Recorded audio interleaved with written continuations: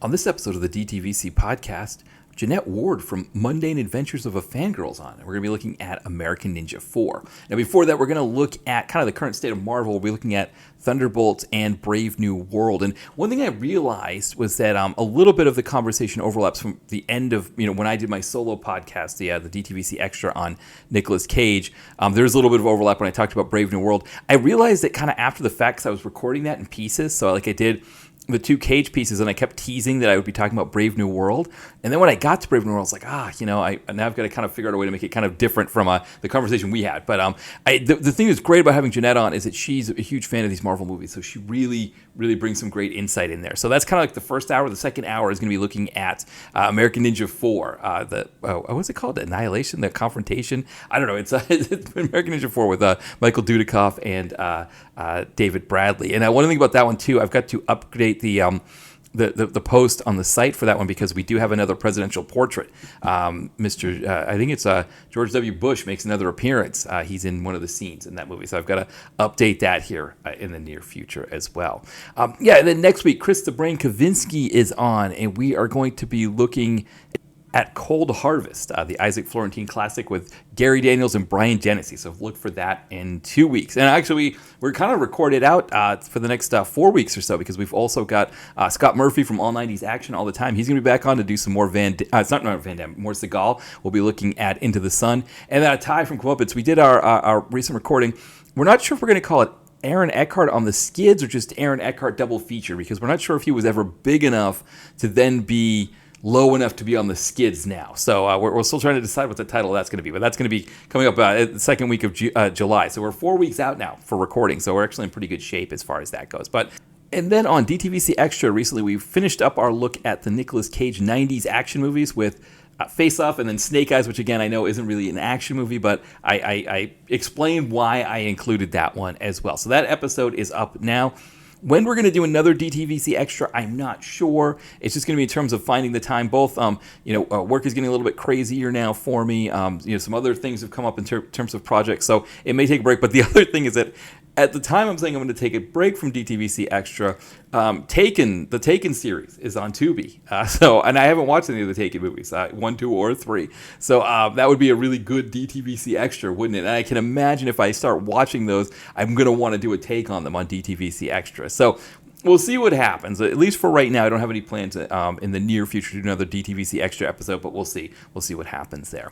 Yeah, and then in terms of the YouTube channel, we did post the Gauntlet scene from Mission of Justice with Jeff Wincott. So that episode is, or that video is up now. And of course, the one before that one is the Skyscraper one. We look at the opening action sequence in Skyscraper. That one is absolutely lapping the Mission of Justice one in terms of views. One of the issues might be because that Mission of Justice one, it got a copyright flag. It's not like a full-on strike. It's more like, I guess they just put in a claim or whatever, the company that owns the rights to Mission of Justice.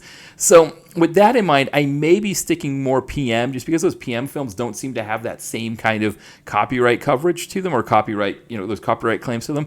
And in terms of our next one, Ty from Comeuppance actually, he made a request. He wanted me to do the party scene in Recoil. So that's the one we're going to be doing this week. So I've been watching a couple times, sort of gathering my thoughts, getting ready to do it, and then we'll record that one. So if you don't know the party scene, that's after poor Daniels has been pushed off a cliff, his kids have died. The mobsters are having a party, and he shows up pretending to be a server, and he just dispenses his own Gary Daniels style of justice. It's a nice one too because you get a mix. You get Art Camacho doing the fight choreography for the first half of it, and then Spiro Rosatos comes in as action director for the shootout part of it. So it's kind of cool to get that combination there as well. So anyway, look for that one this week on our YouTube channel. If you're not subscribed to our YouTube channel, you should be, just so you get the most up to date when we've got videos. Obviously, our podcasts also get pushed there as well. Now, in terms of the site, I think just because I'm a little bit behind on some other things, we're going to keep working on movies that I have already reviewed that are already in the can. And I think a good one for this week is going to be Last Kumite. So that was one that Ty and I covered on a previous podcast, one of the podcast episodes where he was on. I can't remember what the other movie was for that one, Last Kumite. It might have been Fortress. It might have been, or the Fortress sequel or something like that. But Anyway, Les Kumate's got, Matthias Hughes, Cynthia Rothrock, Billy Blanks, really great cast in there. So I think it'll be a fun one to talk about. So that's the review we'll have this week. You may have noticed that the one last week was late. Because I did double duty on podcast recording, got a little behind on the movies I was watching for that. So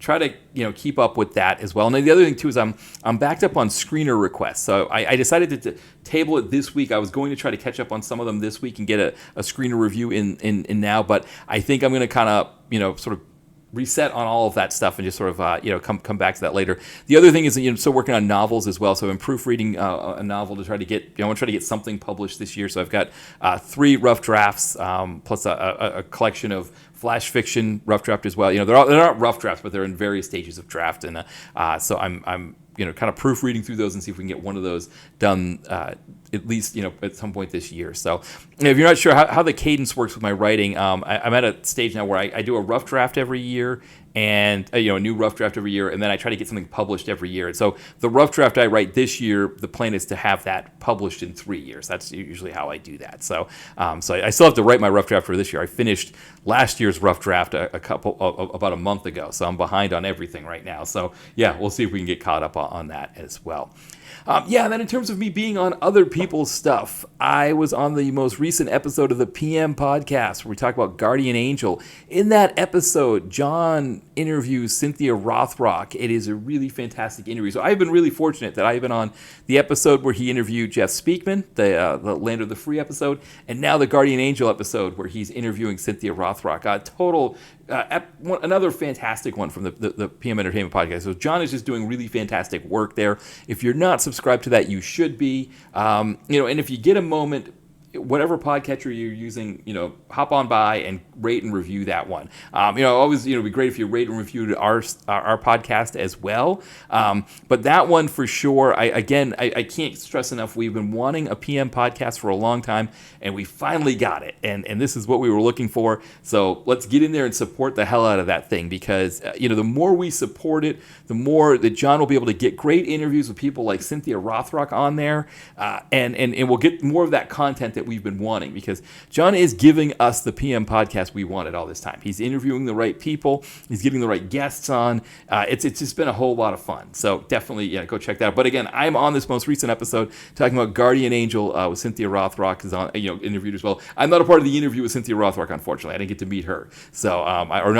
virtually meet her. I didn't get a chance to talk to her. But John does a great job interviewing her. So it's really fantastic. Yeah, I think that is everything. So why don't we have John Cross again from Miscellaneous Plumbing Fixtures playing our theme song. And when we come back, Jeanette Ward from Mundane Adventures of a Fangirl's on, and we're going to be looking at, first opening, talking about the 2 most recent Marvel movies, and then after that we'll be looking at American Ninja 4.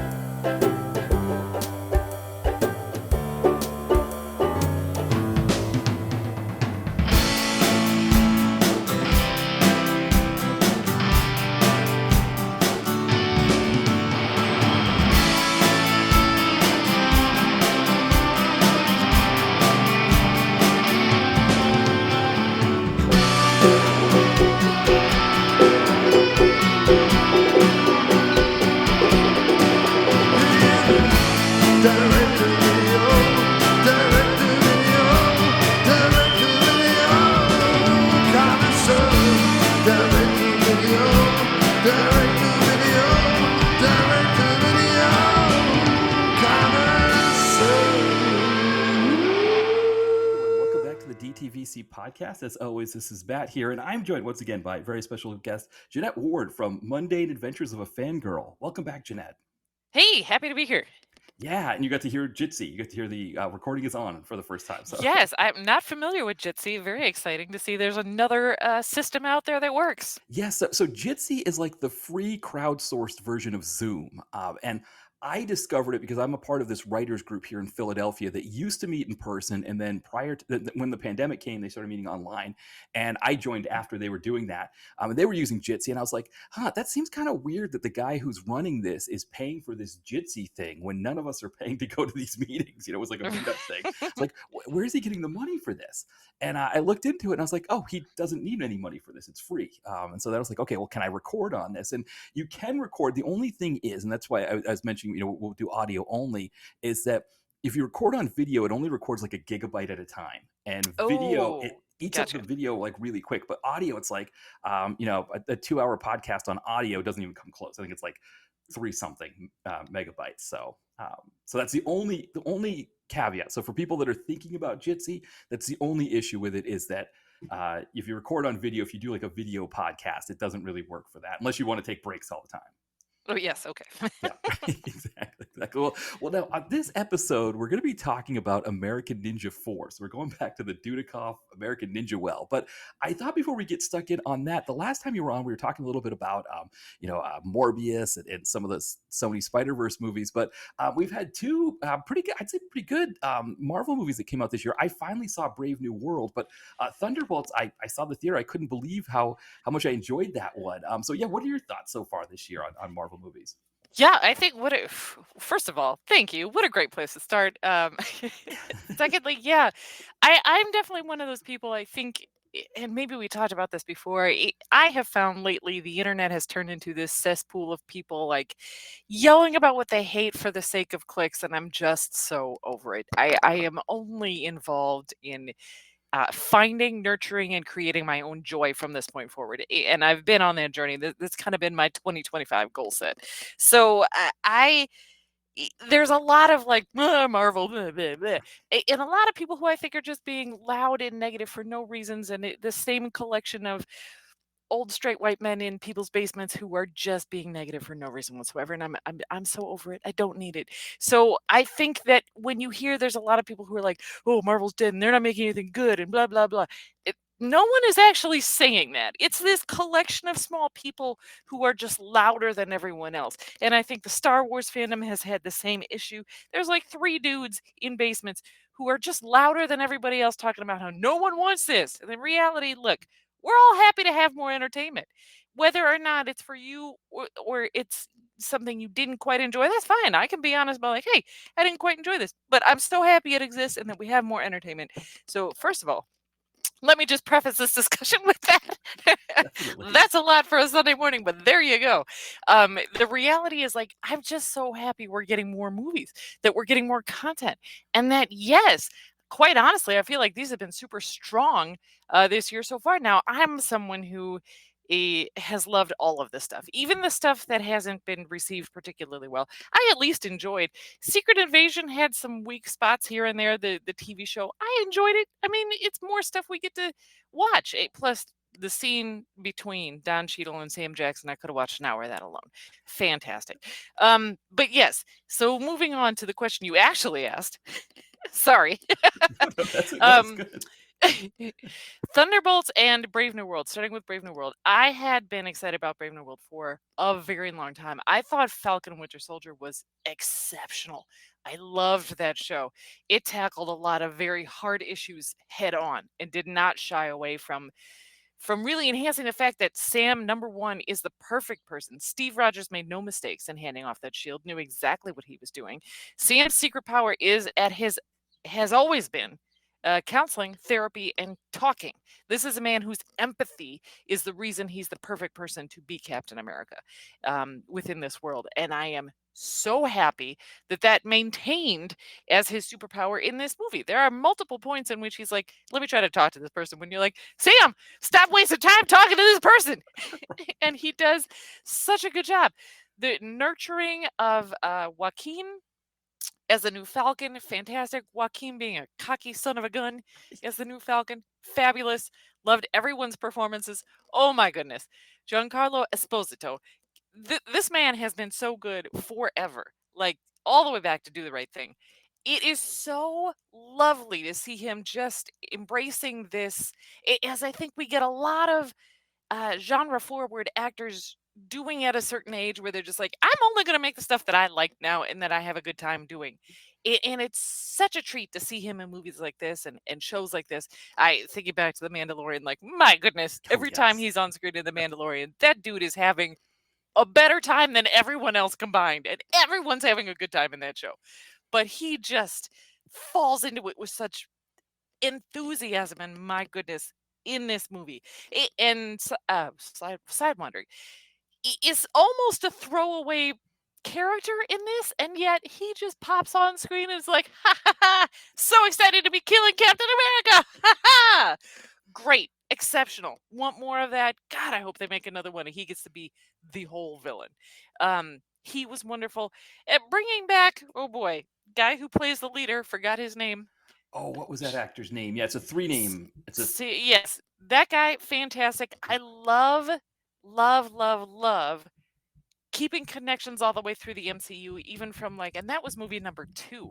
right. The Ed Norton Hulk, which by the way, I like that movie. Ed Norton being Ed Norton is, they knew what they were getting when they hired him. I love that we have Mark Ruffalo now, Mhm. but hey, Norton was great in that movie. That movie was great, and yeah, I keep thinking Samuel Stearns is a character name. Forgive us. We'll come back with the actor Oh, yeah, name. But I got it's Tim Blake Nelson. That's it. So that's I him, knew it was Tim a Blake three Nelson. names. Yeah, it's all three. Yes. Also great. And I know a lot of people, were complaining about, oh, it's all reshoots and this looks pretty. I don't care. I don't care, man. It was fun. He did a great job. His brain was all bobbly and weird, and I'm here for it. Fantastic. I'm glad he wasn't a tiny little man with a giant green head and a flat top in an orange jumpsuit. At some point, you have to update from the 70s, and I think this was a good update. He was great. Again, you could tell he was having a good time. That's all I want from these movies. I want everyone involved to be having a good time. You can have the biggest budget you have, but I want to see every single penny on the screen. And that involves actors who know what they're doing and are having a great time. I loved it. I loved it was tough because as much as William Hurt in the past had some, it was a shame to lose him. But I think Harrison Ford was the perfect result. And I've been watching a lot of Shrinking lately. You forget how good Harrison Ford is at acting because you're so used to Han Solo and Indiana Jones, which, to be fair, neither of those require a ton of heavy duty, Right. heavy duty lifting acting wise, because he's just basically being Harrison Ford, especially on Shrinking. Like you get a reminder of like, oh man, this guy's actually really good. I see that he's just being Harrison Ford, but man, he's really good at this. It was again an absolute delight to see him playing Thunderbolt Ross, the stepping in. I loved all the nods to like, yeah, I used to look like this, now I look like this. I'm fine with that. That's great. I don't mind a little tongue in cheek. And seeing his interviews where he was like, yeah, I saw a bunch of my friends doing these movies and they were having fun. I wanted to come have fun. He does great. And I loved the layers to it that I think people, sorry, I'm just going to keep talking about Keep this. going. No, The, no, I watched. Yeah. the layers that maybe, like, I went in expecting Sam's going to use some therapy. The Hulk's going to be a big rage monster. The leader's going to be orchestrating everything, which, to be fair, all of that exists. What I wasn't ready for was and I don't know if redemption arc is the best way to put it, but the very clear statements throughout the movie of Thunderbolt Ross being like, I'm trying to change. I am trying to be better. No one believes that I can, to the point where even Sam in the beginning of the movie says, I don't believe he's changed. I don't believe he can change. Where his whole thing throughout the course of the movie, I'm trying to change, I'm trying to be better. And to the when you reach that third and final act where he has full hulked out, which, by the way, man, stop taking pills from a creepy little dude with a green head. You know those are not good for you. Right. But whatever. When he finally hulks out and Sam is just like, yeah, I know you're trying to change, and defeats the Hulk with therapy. Yes, this is what we all need. This is fantastic. I loved it. I thought it was wonderful. Anthony Mackie, again, another actor who has been a Juilliard actor. If he hasn't told you that, I will tell you that. Went to Juilliard. Fantastic. The whole way through. Equal parts empathy, equal parts action. He was certainly capable of the action. I love how he complained that his stunt guys are too flippy and too kicky. He can't keep up with that. Looks great. I don't have a problem with it. Fantastic. The unsung hero, and maybe unsung is the wrong word, but Carl Lumbly. Yes. Carl Lumbly has been exceptional since Mantis, since Alias, since probably further back than then. To see and again, in Falcon and Winter Soldier, he was fabulous. So good in this. His sequence, the bit with the suit, when they're arresting him and he says, please watch my suit, heartbreaking. Absolutely beautifully done, exceptionally portrayed. So good to do that in a wide where you see him being taken down from a distance, where you see everyone surrounding him and you just hear him worried about his suit. Then his performance in jail when Sam comes to see him. Oh my God. there's a lot. I would love. Let me just speak. Let me just speak for me. I would love a Disney Plus show where he tells stories about what let's see those missions he was running in the 50s. Let's deal with the racism he was having visited upon him as a Black Captain America running missions in the 50s.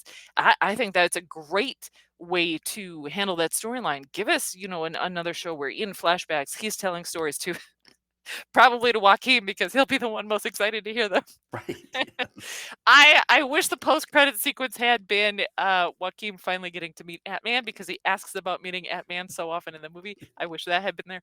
But yeah, I just loved it. I thought it was great. Um, that's just my thoughts on Brave New World. Thoughts from you on Brave New World before I Yes. dig into Well, so Thunderbolts? well, yes. No, I think this is perfect because I think first off, the Carl Lumley thing, I totally agree with you on. I think they might have even been teasing the idea of this because you remember in the leaders, his cell or whatever in Echo Base One or whatever Camp Base One or whatever it's Yes. called, right? There's the picture of Carl Lumley, and then there's a younger version of a younger actor's picture, and I don't know if maybe they computer generated that or something, but Oh, I wonder if they're teasing right that if that's an actual actor, maybe they're going to do that.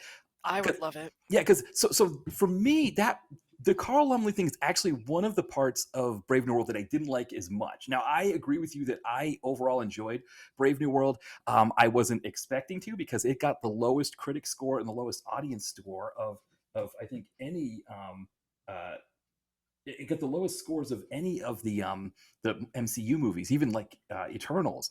So I thought, okay, let's see what this is going to be like. I thought, I'd heard about the reshoots, and I thought, and I mean, for anybody who's worried about the reshoots parts of this, it looks like a very cohesive movie. They Yes. handled whatever reshoots were really well. But for me, the Carl Lumley, for his character, the Isaiah Bradley character, for me, they do so much with him in Falcon and Hmm. Winter Soldier. Like you said, he has a fantastic performance, the way they develop him, all of that. Hmm. And it was like, oh, I don't want to see that guy get put through the ringer. I felt like he deserved better than he gets in Brave Yes. New World. I feel like take somebody else and put them in prison and have them because the one thing about Anthony Mackie, right, and his Falcon is that we know he is so good. He's such a good person. It doesn't Yes. matter who is falsely accused. It actually almost would have been a better thing if it was a baddie that was falsely accused, Oh, right? it's something that he didn't. Yeah. Right. But Yeah, that makes sense because you really see him in action. Like, I don't agree with this person, but they're in here for the wrong reasons, yeah. and I'm not gonna sit with that. Yeah, but it's one of those things. Again, part of it for me is like these characters, they develop them, and I kind of care about them, and then it's like whatever they do with them, I'm like, okay, well, again, that's like kind of a personal thing. I watch people's movies all the time, and I'm like, how could you do that to that character you created? Like, how could you do that to them? Yes, But that's fair. I mean, to your point though, like when they arrest him, that is such a powerful scene because the cops are treating him very roughly. And Yes. it's like what we see on the news. It's what happens to black men in America. And Anthony Mackie's like saying, hey, because again, like you talked about his empathy, he recognizes right away that Isaiah Bradley didn't do this. He Yes. knows. He's got to talk to him. He's got to figure out what's going on, but he already knows, and so he's already really upset about it. So it's such a powerful scene. So it's like, yes, on the one hand, I don't want to see that happen to that character, but on the other hand, like you said, it's such a powerful scene that it's so good. The other thing for me about this movie is like I said, I liked it. I think the Anthony Mackie piece, they develop him so well in Falcon and Winter Soldier that there's Yes. just because I was like you, where I don't know if or I'm saying I was like you, but I don't know if you had the same thought that I had. That at the end of Infinity War, or sorry, Endgame, when Steve Rogers hands him the shield, I say, okay, he's our next Captain America. That's it. End of story. We're good. I didn't think we needed to establish why he should be Captain America. But that they do it in Falcon and Winter Soldier so well, right? They cover, like you See, said, but isn't that the trick? right, We didn't need to be convinced. right. Sam Wilson needed He to be did, convinced. yes. And And that's the beauty of it. they covered those issues, like you said. It wasn't like they just took issues from Black Panther and just rehashed them. These were different issues about being black in America and some of the things that that he would have to go through. But man, I hate to tell you this, there's enough issues with being black in Exactly. America that you could make show after show after show about them. Exactly. And Yeah. everyone could be covering a different issue. Exactly, and I think, but I think it's one of those things that, like, with something like a Marvel, like an entity like Marvel that's kind of monolithic, they wouldn't branch out and cover new things or cover new issues, and it's Yeah. like, in my head, I wouldn't think like, well, what's the big deal about him being Captain America. Anthony Mackie, he's great. He should be Captain America. It's like, no, we're going to Mm-hmm. address the issues of a black man being Captain America, the doubts that he would have about taking that mantle, the issues that would come with it, not just the doubts in himself about, am I Yes. worthy of it? I don't have Yep. but also the doubts of like, do I even want this, right? Is this something that I should even have? And then the US agent character, right, where he comes in and he's this blonde haired, The blue eyed, worst. right? And that's the funny thing too, because in the 80s, because he wasn't taking over for Falcon when they created the character, he was taking over for Captain America. Right. And that sort of like that kind of darker anti-hero fandom of the 80s, people wanted them to keep US agent. They didn't want to bring back Captain America. And it was like, I think they Sure. only brought him back because it was his 50th anniversary. They had to bring him back in 1991. But this is completely different, where he's kind of almost, he's not even an anti-hero. He's an antagonist. And Yes. again, Yep. it just develops him even better. And so it's like, at the end of Falcon Winter Soldier, I was like, well, if I had any doubts that Anthony Mackie could be Captain America, they're completely erased, right? Of It course. just Yep. reinforced it more. Yeah, again, the advantage of the long form Yes. storytelling that a show can give you. And that show is only what, 6 episodes long? Right, exactly. But that's basically a 6-hour movie, right? And where Mhm. you can really dig into the character development, where you can really grow to hate John Walker and then see him for the failing man that he is, understand he's trying to do better, but see how completely human he is. Yeah, that sequence where he, spoiler alert, kills a man in cold blood Right. with the shield in front of a crowd is shocking and Yes. gut-wrenching. And then the emotional impact after that, there's a shot of, and a credit to Anthony Mackie, of Sam holding the shield and trying to wipe the blood off. Yes. That moment broke me because Sam realized what he had tried to give up in doing, what he thought he was doing the right thing, Yeah. what they had done to it, and now he has the responsibility to clean it up. It Yes. was, yeah, Falcon and the Winter Soldier, probably my favorite, easily one of my favorite Marvel projects. Not just, TV shows, one of my favorite projects. Yeah, I Because totally again, agree. what it does for Bucky, who's Yes. been kind of the side piece in everyone else's story, using that word on purpose, Right. giving him the depth of understanding his redemption. Yeah. And I think another thing that they handled so well in Brave New World was that they didn't make it another Falcon and Winter Soldier. They bring Bucky in for just a one-off scene, which it was great to have him there. I thought, it was good to see him there and kind of reinforce that the two of them are friends. But, Yes. But they didn't make it a team-up thing, which I thought was really good too, that this was his movie. Yes, and on the one hand, I was disappointed because the two of them together, Yes. the chemistry that they have, and it's so interesting when you look at the reason we got that show is during the Infinity War Endgame, press junket, when they realized Sebastian Stan is super quiet and won't talk. You know who won't shut the hell up? Anthony Mackie. Let's put the two of them together. Right.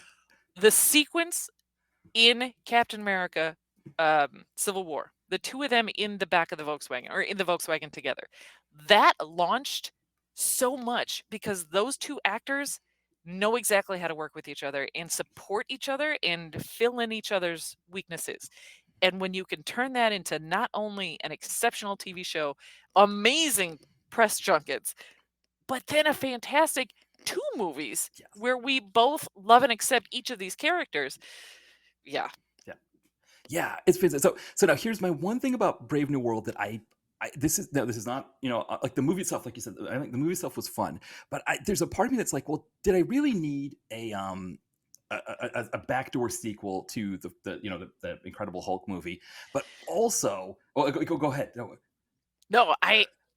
go ahead. Yes. So the other thing is they're teasing adamantium, right?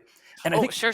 this leads to an overall issue that I've had with kind of this multiverse phase of the MCU, and that is that they knew when they were doing in Endgame that they had all of the X characters now. They had all the X-Men characters. Yeah. And I mean, a whole slew of characters. They're some of their most popular characters, some of their most diverse characters. Some of their, Chris Claremont, I think he doubled the number of women characters in Marvel with his run. So, I mean, you've got Storm, you've got, Jean Grey, all some of the best characters. And they've just been, Kevin Feige's been just kind of dragging his feet with this whole thing. Like, we'll put, Professor X here. We'll put, Kelsey Grammer as the Beast here, and from Deadpool and Wolverine how successful the whole thing was. It was like everybody wants these X characters back. My thing is like, why are you just teasing adamantium? Why don't you have Logan in this movie, right? And maybe he just gets destroyed Too by. distracting. Well, you see, you think it's? I mean, I can see that for sure. I was thinking like he gets destroyed by the Red Hulk and becomes Weapon X, and it's like, oh hey, Wolverine's coming, you know. But like having him like Yeah. kind of bouncing around here and there, helping him fight, you know, like he's and also fighting him because it's like, you know, why does it just have to be Japan and India that are trying to get adamantium? Can't Canada want adamantium too? I almost Well, because of location and because powers at the time. Yeah, no, I hear what you're saying, but no, I think adding a Wolverine or any X-Men into this would have been too distracting. And yes, I agree with what you're saying. I hear what you're saying, but I think I gotta trust that Feige, I always picture Feige's office as being just the walls are covered in, pictures and post-its and red string from here to here, there to here to there to there. And he's so good at seeing the bigger picture that I have to believe all of the little bit here, little bit there, little bit here is all building to a payoff that we will find satisfying. well, That's what I have to believe. let's hope because you know when you talk about the Eternals, because that's the one I think that the Eternals is Marvel. Should have been a show. What could Should have been a show because I can't care about 15 different characters in the course of a 2-hour movie. right. I can if you take 10 hours of TV and give me 1 hour dedicated to each of their backstories. By the time you reach the climax of that show, I'm going to care about each of those characters. Well, that's a one way to think. So the other thing is that the Eternals, you know, if you look at their history, right, when they first were introduced by Jack Kirby in the 70s, I didn't know the Eternals because they had last been published, I think, in the mid 80s before I collected, and then they were back after I was done collecting. But every time someone tried to do the Eternals, it got canceled before they could finish whatever they were trying to do with it because it just never worked. But here's Feige, right? Now he brings on Chloe Zhao, who just won an Oscar. She's, you know, really, really great director. And Chloe Zhao has this idea for the Eternals. It's a beginning, middle, and end story. So a completely self-contained movie. And Feige goes, what are you doing? No, we don't want an end here. Keep this open-ended. We're going to have a sequel. And it's like that hubris there of like, oh, no, we're going to just do another big, you know, we're going to make this into our next Avengers, you know, that kind of thing. As opposed to saying, let's just make this movie. Let's just make it. And let's see what happens. I think that hurt them because I think you're right. I think because they talked about doing a TV series. I think after the movie, that was one idea that they had. When it got to the end, the only character I gave a shit about that I cared about was. That's okay. Was No, Kingo. you can swear on this. So okay, sorry. The only one I cared about was Kingo, and Kingo's like, yeah. By the way, guys, I'm not involved in this third act. I'm stepping out. Like what? You're the only person I care about. Yeah, well, there's him, and then Angelina Jolie is like, she has one of the greatest screen presences of all time. Yes, agreed. And when she's given the right project, and yeah, it's like if she's on screen, the gravity of the entire, you know, shot just kind of starts to pull towards her. I mean, a similar actor is Tony Leung, who's in, you know, Shang-Chi. Yes. But they make him a big baddie character, so it's like every time he's in a scene, that gravity pull is starting to happen to him. So he can use that to his advantage. Exactly. You're right. They didn't. Yes. Yeah. But it was Marvel's, you know, if it bleeds, we can kill it moment, because that's when I remember the Eternals was the first movie that didn't have this massive buzz. Because, you know, like you were talking about, this sort of like the negative Nancys are out there now. The incels are really starting to, you know, to bash movies. Negative Nancys is such a better way to put it. Exactly. Yes. But if you you know, like think of like Shang-Chi, for example, just going back, because that's just one movie before the Eternals. You know, Shang-Chi, I remember when that movie came out, like people were, you know, showing pictures of Simu Liu's, you know, when he was doing stock photography work as an actor. I love it. Right. And it was like, it was still that same Marvel community where it's just all positive. Everybody loves the movie. Everybody's celebrating all the things they love about the movie. That movie was great. So much fun. A little too long, but boy, it was good. It was good. And The Eternals was the first movie that didn't really have that. And I think Marvel looked at it as a one-off bad because, you know, they had Spider-Man, No Way Home, they had Multiverse of Madness. But really everything kind of since the Eternals, other than those two movies, everything has been more expensive than its predecessor and made less money than its predecessor. Which is not necessary.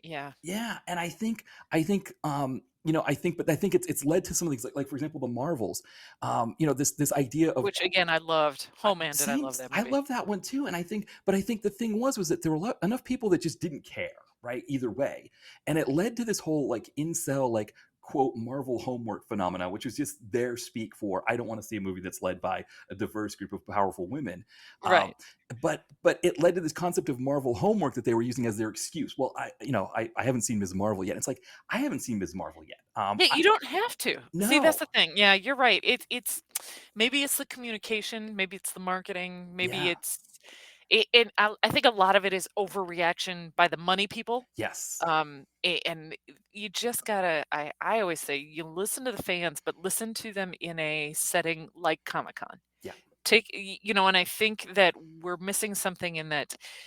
Go to the cons, take a panel, listen to the people, and that's where you're gonna get the reaction and the feedback that you need, and that's gonna be the most productive for all of this. So, yeah, yeah. Well, this is a good. Maybe we'll move into Thunderbolts because yes, Thunderbolts made less. It looks like it stalled out in terms of the box office. It's made less than Brave New World, but critically, it got much better. It it was was. much better Yeah, response. I don't I know. think I went into it with like, oh yeah, this will be fun. Right. And it is, and I think similar to what you were saying, right? That how do you the MCU is this unique situation of how do you make a tight little standalone that also works within the greater scheme. And it reminds me, and there are shows that have done it since and before. Um, but X-Files is Yeah. what I always go back to, where you have like your overarching theme story that runs the entire season, and then you've got your freak of the week, Yeah. right? Right. Smallville also did that Yeah. really well. But all shows do that. Shows that have longevity do that well. You've Yeah. got your um, season-long arc and villain story, but then you also have these tight little episodes where stuff happens, and you can have fun with them. And I think you have to think of the MCU like that, where you can have a movie that is the one that has to fit into the larger scheme of things, and then you can have a tight little standalone. Um, when you have the tight little standalones, you have to be careful that whatever the villain slash crisis is small enough where you're not thinking, well, why aren't they calling one of the other people from the other movies who could help Right. solve this Yeah. faster? So you have to be able to watch something and not think to yourself, yeah, but you could call the Hulk and he could solve this. You have to be able to embrace what's happening in this one in a if it is a standalone, accept it as a standalone, but knowing that it works in that universe, but it's not necessarily as connected as maybe something else is. And I feel like Thunderbolts did that pretty well. Um, I love it was tight, it was small, it was fairly quick, which again, these movies don't have to be 2.5 hours long. No. No. They can be an hour and a half or 2 hours max, and we get everything that we need. I love again that the villain, and I wasn't ready for this, that the villain is depression, Yes. is unprocessed trauma. And it got to the point in the theater where I love it.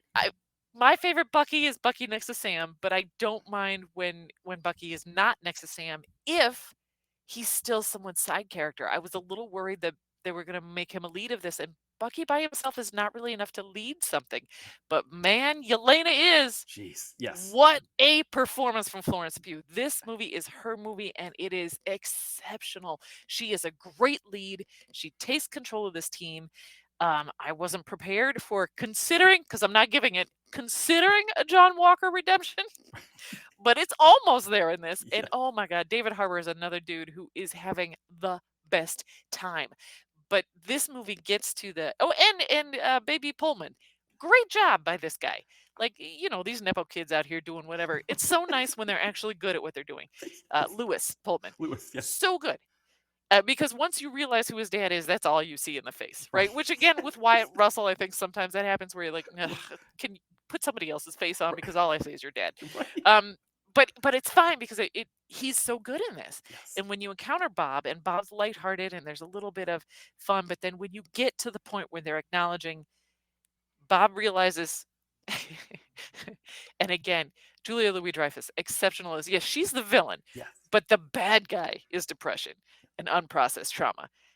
And her manipulation of like, oh, I could make use of this. And when you see Bob start to slide, and when you realize what is happening, and you see the unprocessed trauma, and Yelena is really the one we're following. She's our in this movie.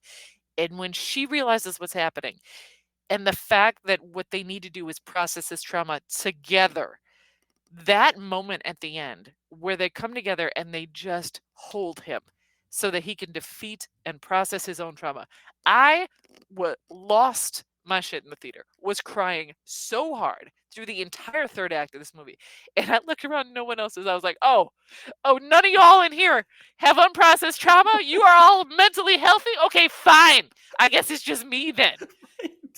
But then the girl next to me started crying too. I was like, okay, see, I know I'm not the only one with unprocessed trauma in here. But, oh man, it was so beautifully done. And I love Bucky. I love Sebastian Stan's portrayal of Bucky. I think he's exceptional. His one sentence of coming in and being like, oh yeah, I'm great because my past is fantastic, all sarcastic. He's actually the only one who can handle this because he has been to therapy. Well, because that's the one thing about Falcon Winter Soldier that I kind of was iffy about, was at the end when he's just like, he leaves the present for the or he leaves like the list of names crossed off for the therapist, and he's like, yes, yeah, and it's like, no, I think with what Bucky went through, he's probably going to be a lifetime in therapy. Yes. Oh yes. Yeah. Oh yeah. He's not done. No. But you're right. I mean, that's the one thing. Okay, Brave New World. I knew Anthony Mackie was Anthony Mackie, and I just wanted to see him do it, and he did it. And I was worried. I think I was worried that the whole reshoots thing and the backdoor Hulk sequel was going to diminish what he was going to be able to do, and it didn't happen. Right? He was up. It didn't hurt his movie. I don't think. He's absolutely capable of centering and carrying a big action movie like that. Yeah, and so that's we knew that going in. I like you. I did not know that. We had glimpses of Florence Pugh. I mean, she kind of steals a little bit of Black Widow. There's points she stole all of Hawkeye. She's in right. 2-3 episodes. Oh, when they bring her into Hawkeye, it's like it's all over, right? It's like forget about it. And so it was like, but when you see her here, it's like, oh, there's like a whole other gear that she shifted up to here. And I mean, and then like you mentioned David Harbour, it's like he's goofy all the time. And then like that moment, I think the moment that got me, the one that really hit home for me, is when he takes her aside and they're talking over, after all this stuff is going crazy and Lewis Pullman is doing, he's Bob is turned into the void and everything's going haywire. And he takes her aside. And she goes, you never talked to me in over, whatever it was, how, a year, however long. He's like, you never talked to me. He goes, well, I didn't think you wanted me to talk to you. And she just goes, I did. Mm-hmm. That was it. Not, I did, blah, blah, blah, blah. I did, just, well, I did. But the emotion and power that she had when she said that, I did. Yep. And of course, it's in her accent that she's using as Yelena. I mean, it's such a powerful scene. And that was the one that got me. But it's like, wow, she can do this. And it made me ready for another Black Widow movie. Let her have her own Black Widow spinoff. Right. She is phenomenal, and we need more of her. Yes.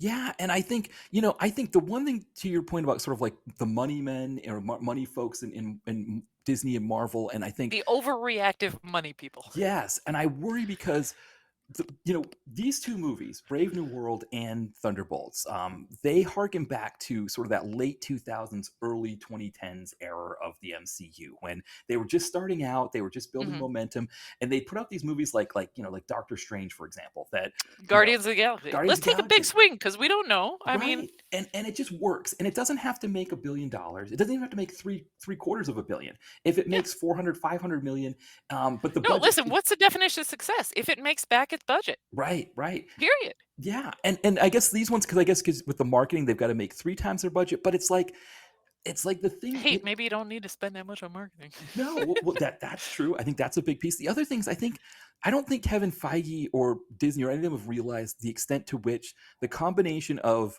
sort of the Eternals with the if it bleeds we can kill it moment, and then also Disney Plus and the fact that there isn't the urgency to go out and see movies so much, and then the double whammy of COVID and the actors and writers strikes have really killed a lot of Marvel's momentum. And I think, I'm not saying they need to start over, but I think they should look at movies like these as small wins. Like, hey, you know what? Yes. Yeah, and I think that's okay. I think that can be okay. I mean, I think it looks like they've really tied themselves to Florence Pugh in the Thunderbolts, and they want them. I hope that, because they had all these plans to do a sequel to the Eternals, to do the TV show for the Eternals, to do all this kind of stuff.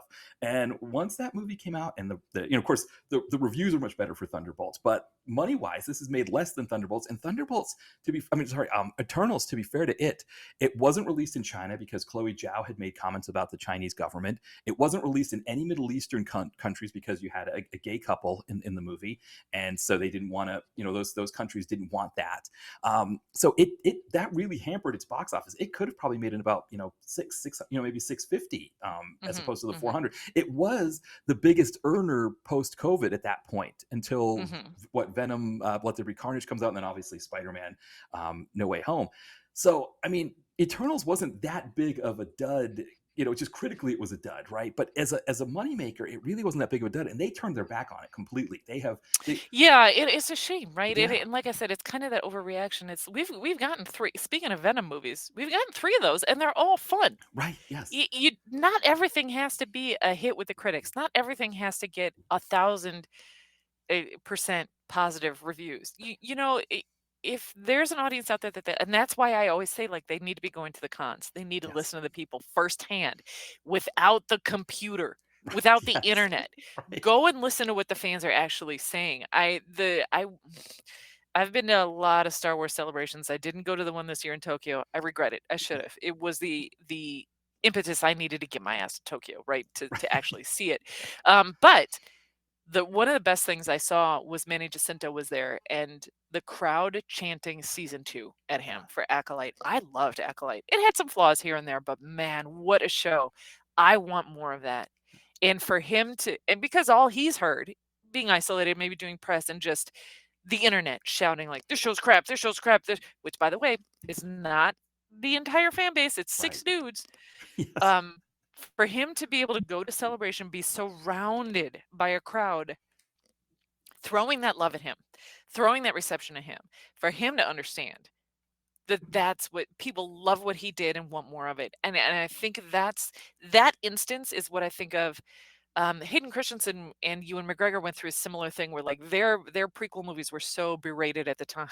Right. Yes. Which if we had only known what was coming, how much we would treasure those more. What, but what's the kid's fact name? that Yeah, was it Jake Lloyd? Jake Lloyd. Jake Lloyd. That poor kid. He never acted again after the Phantom Menace. I think he's still in jail, or at least has Right. done time. But what they said after, they went to one of their first celebrations, like, actually feeling the love from the crowd without the barrier of the internet in between, when you can actually feel the response from the fans.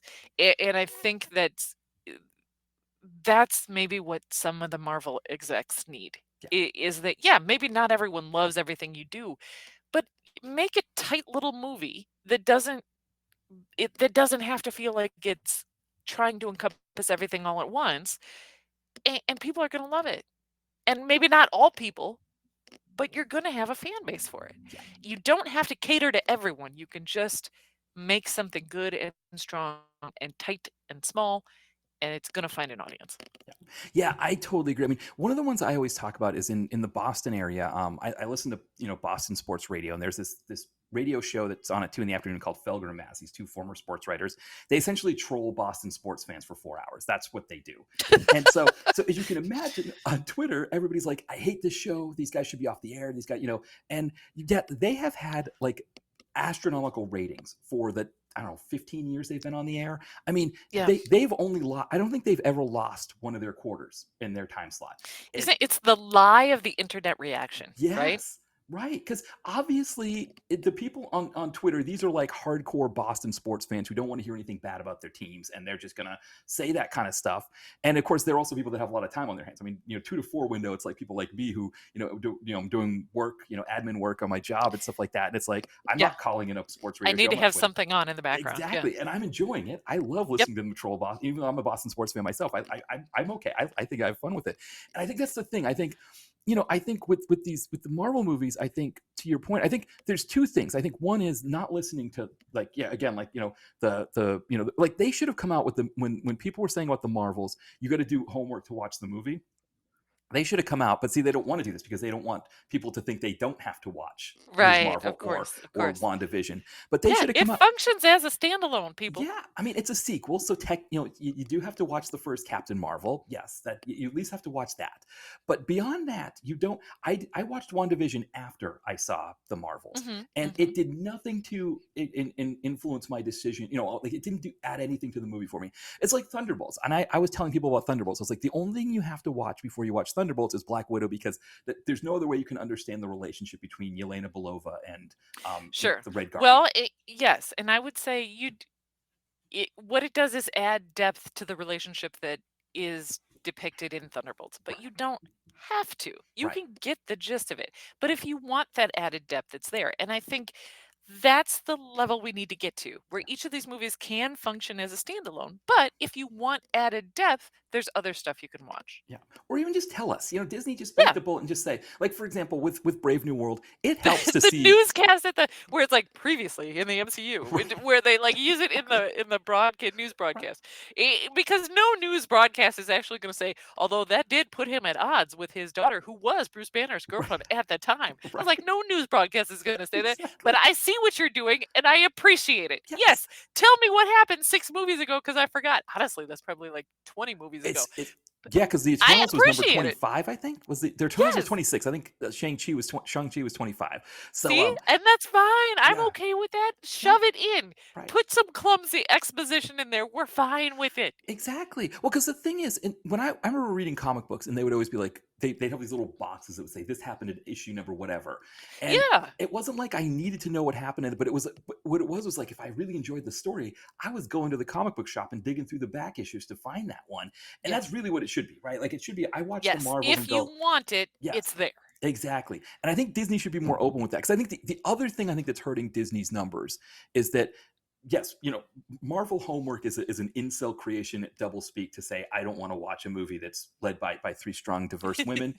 But there is another concept of Marvel homework that I think is hurting Disney. And that is, I think younger fans in particular, they grew up with the MCU as this thing where you watch every movie, you go see each one. You can't miss a movie in the theater because that's the only time you can see it.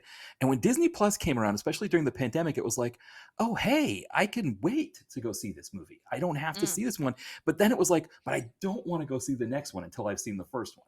And they started getting this pile up. It was like homework in the Stuck in a sense of loop. like, I can take this home with me and finish it there instead of having to finish it at work.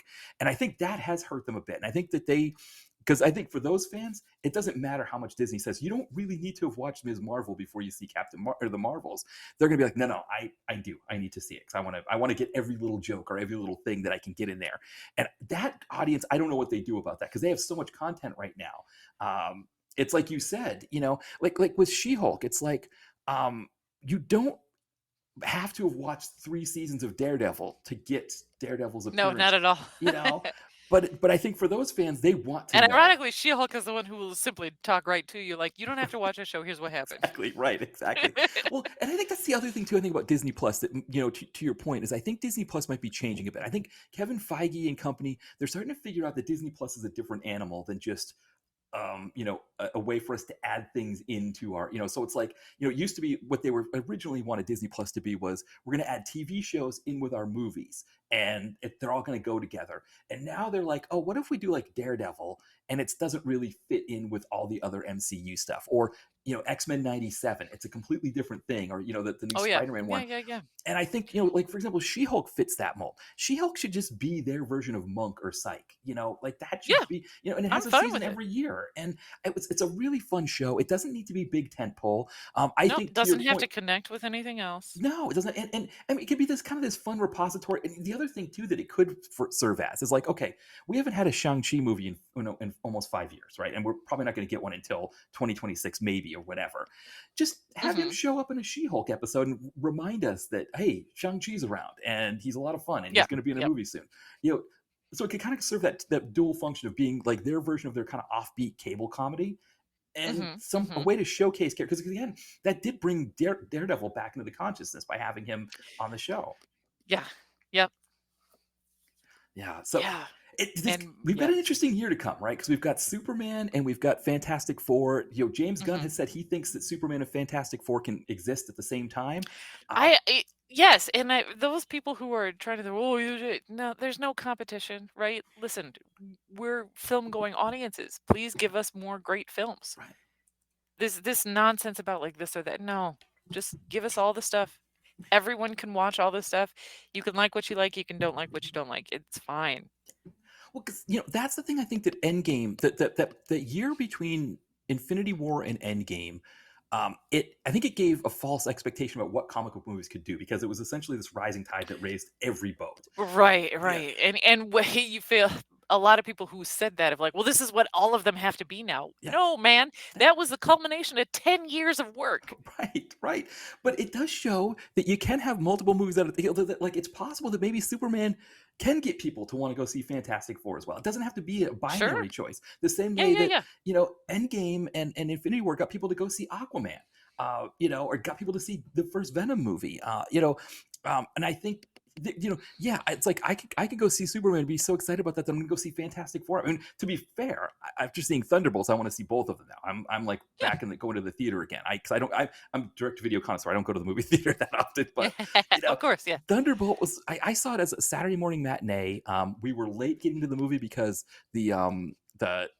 the night crew didn't clean the theater, so we had to wait for the morning crew. They had to do a rush job cleaning the theater. There was like 10 to 15 of us in there, and not a single person left that movie unhappy. Like everybody liked the movie. Yeah, that's great. So it's a fun experience. So it's like, okay, I'm ready to go see another one. I'm I got plenty of time to wait for Superman, but it's like I feel like if Superman is good enough that I don't think people are going to be like, I like Superman so much I'm not going to see Fantastic Four. I think it's the other way around. Yeah, I agree. Yeah, so. Yeah, we'll see what happens. But I think to your point, this has been a good year so far. These two movies have been a lot of fun, and I've really enjoyed them. Yeah, I think there's something to be said for stripping down the bloat associated with what has been put upon these as what is needed. Yeah. I don't think anyone who truly loves them has said that they all have to be Endgame. I think anyone who loves genre type movies is fine with, like, I don't know if you watched Prey on Hulu. Give me that. Yes. Give me what one a beautiful person movie. and a handful of effects for an hour and a half. Yeah. You can make an exceptional genre movie on a shoestring, and we're all going to be there. And you can use known IP when you do that. Yeah. It's tough, but you can do it. But you can also take a multi-billion-dollar budget and make Endgame. Yes. And it's going to be great. Yeah. It's all going to be great as long as the people making it have passion for it and understanding of the source material. Yes.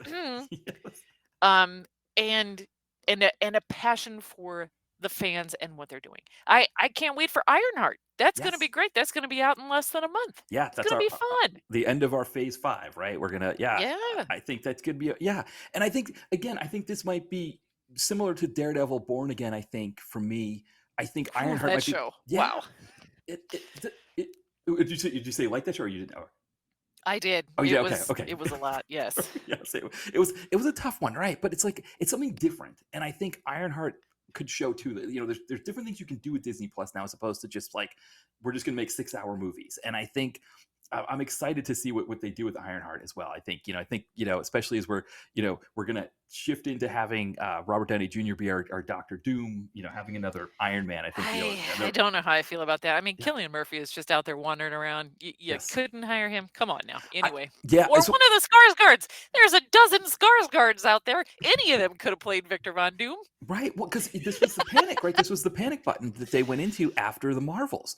I'm worried about that, but I'm also hoping that since this is technically the finish of the, what do they call it, the multiverse saga, maybe what we realize is like this version of Doom is not the version of Doom, and then they introduce another version of Doom that will be the Doom going forward, and then it will actually be Victor Von Doom and maybe one of those Skarsgårds. There's a bunch of them. One of them can play him and do a good job. Exactly. Yeah. I mean, Bill technically if Michelle Yeoh can play multiple characters, I think Bill Skarsgård can play. Oh yeah. Yeah. I think the only thing I feel bad for Bill Skarsgård is he other than John Wick 4, he doesn't seem to get to play himself that way. He plays like he might not want to stuff like that. Yeah, you might be right. Might not want to. I tell you what, He'd fit inside a metal suit of armor real well with a green cape. Yes, you Clearly, he fits inside other stuff, guys. yeah, right, exactly. Yeah, no, I think you make a really great point because I mean, I'm kind of curious because I think, talking again about like my idea of wanting to put Logan/Wolverine in Brave New World is that, who are you going to cast to be that character? Because, Hugh Jackman was so iconic in that role. And Hugh Jackman was so iconic that he redefined what Wolverine was in the comics. yes, exactly, he That's did. how good he was in that role. Yes, yeah, and I think they're gonna have to start over with like new X-Men. I think new, all these new characters, and I think that might be what they're gonna do here. Is that like you said, that there'll be a new Doctor Doom that's in this other I think the other thing too is that when you collect comic books, right? Comic books are so different from these movies because comic books you can just have one issue here or there.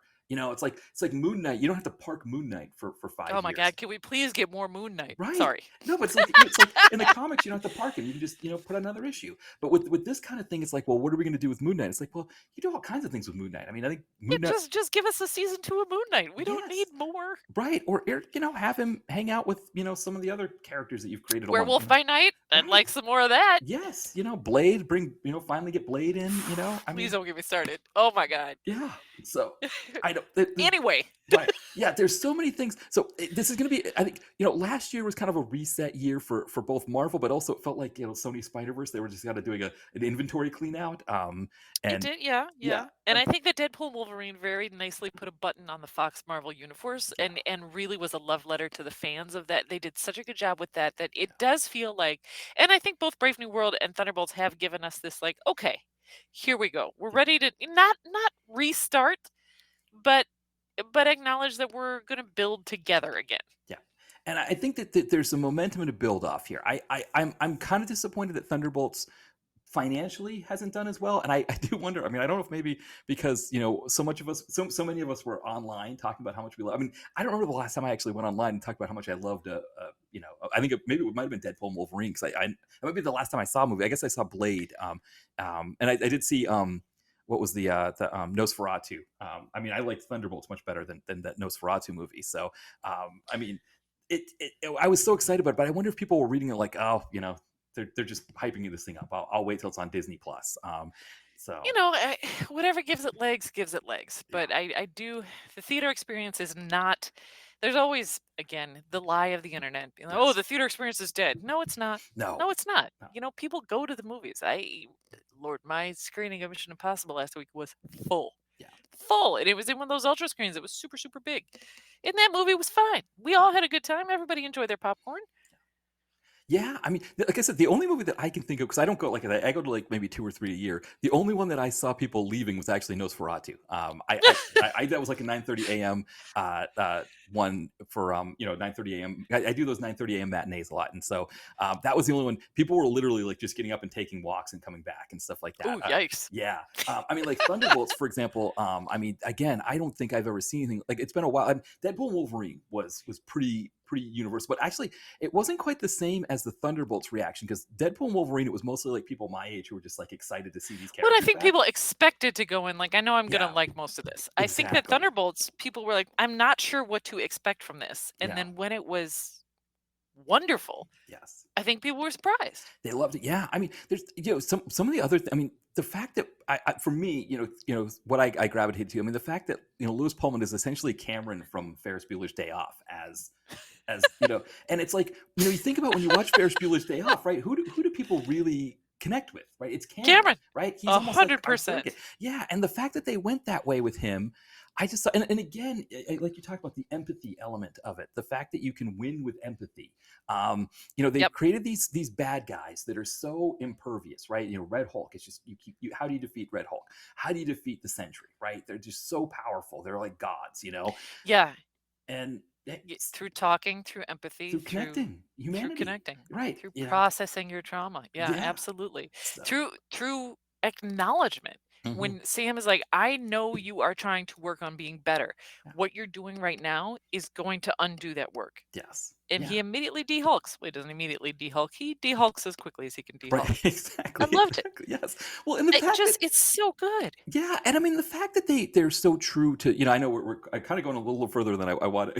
Sorry. No, no, it's Yes. my fault. It's my fault because I love this conversation. But I the fact that the first appearance we get of Anthony Mackie in the MCU, right, is in the second Winter Soldier, where The jogging. the jogging, right, and It's then a dude we all relate with. yes, Even if you don't jog, you're like, I get this guy. I see right, this guy. This is a dude that I understand. Where yeah. he's just out for a jog and Captain America laps him twice. Right. But then Captain America's like, I'm going through all this stuff. And Anthony Mackie's like, hey, listen, I have a veterans group where we talk through these Yes. things. Come sit and talk with me.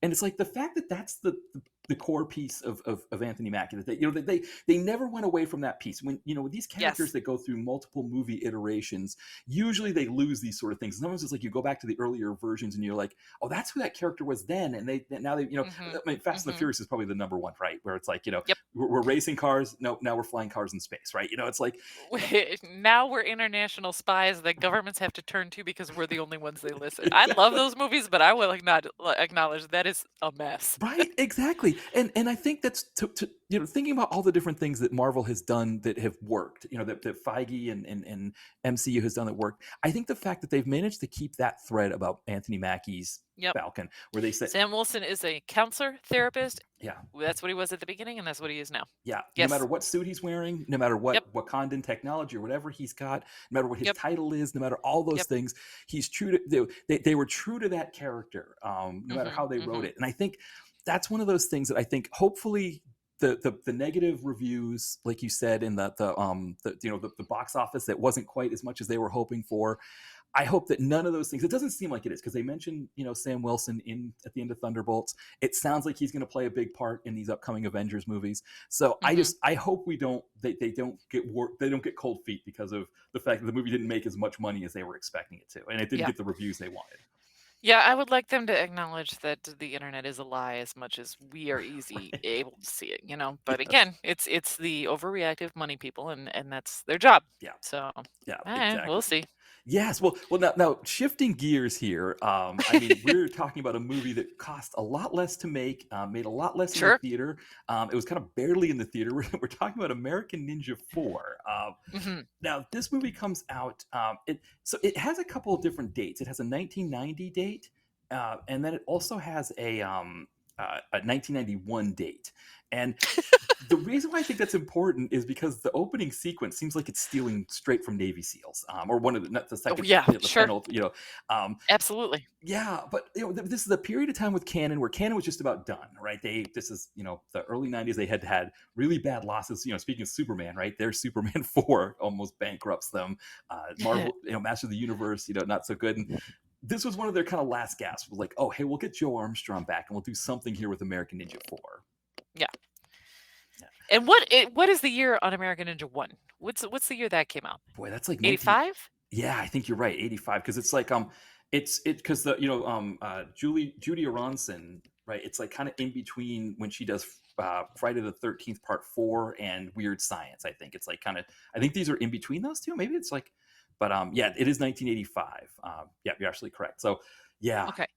So because we're looking at an American Ninja 1, which by the way, let me just quickly point out, all 4 of these are free on Amazon Prime. If you got Yes. Prime, you can watch all of these. And I did yesterday. I watched you all went 4. through them all. Okay, good. I haven't seen My 3 in forever. intention, my intention was to watch them and fast forward so that I would get the gist and then watch all of 4. And yet I put on the first one and was like, oh man, I remember why I love this movie. It's so dumb and so much fun. Oh, And it's just this again, the idea of like, in the first one, the plot is so great. It's so simple.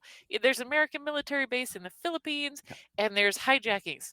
There's a group that's stealing some stuff in order to sell it to someone else, and they're stealing stuff from the base. And you find out like one of the top people is involved.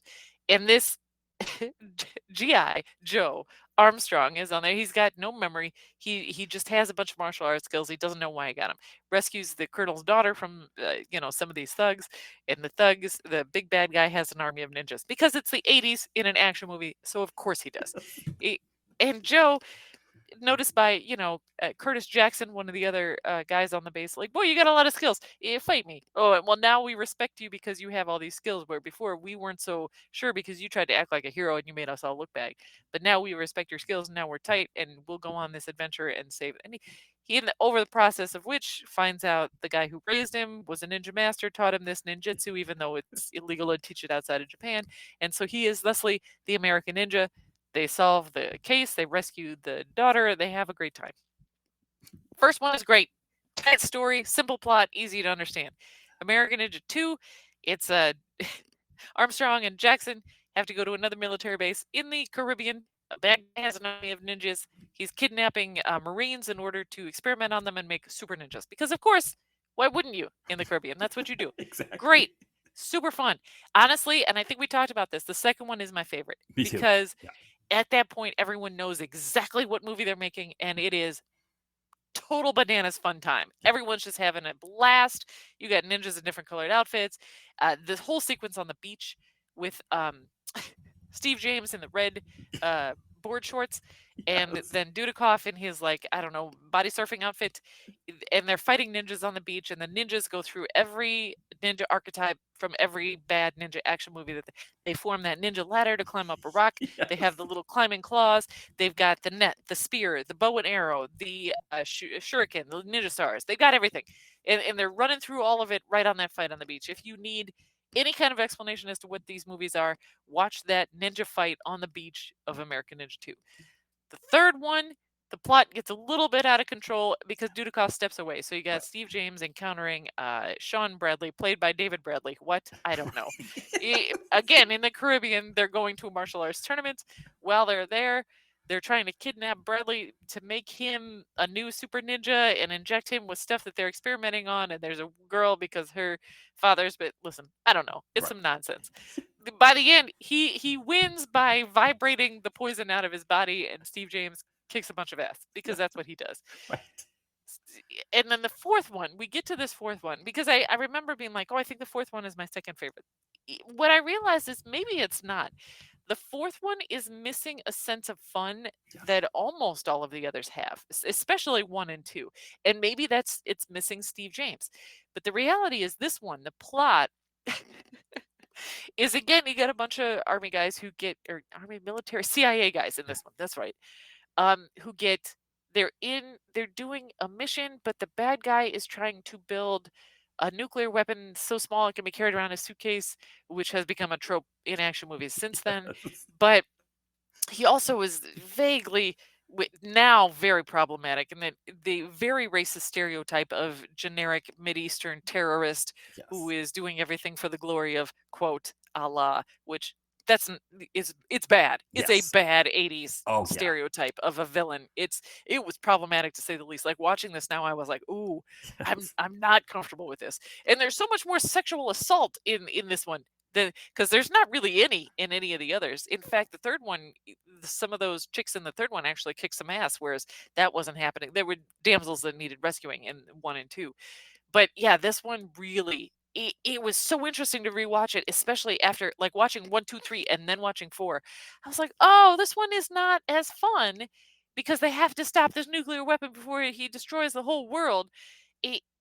That's not as fun. You like when it's just the bad guy using his ninjas to kidnap folks and they got to go in and rescue them. And the bomb aspect, using a Delta Force unit, and then they're gonna kill them by setting them on fire, and they straight up, like, let one of the guys they're trying to rescue get set on fire. Right.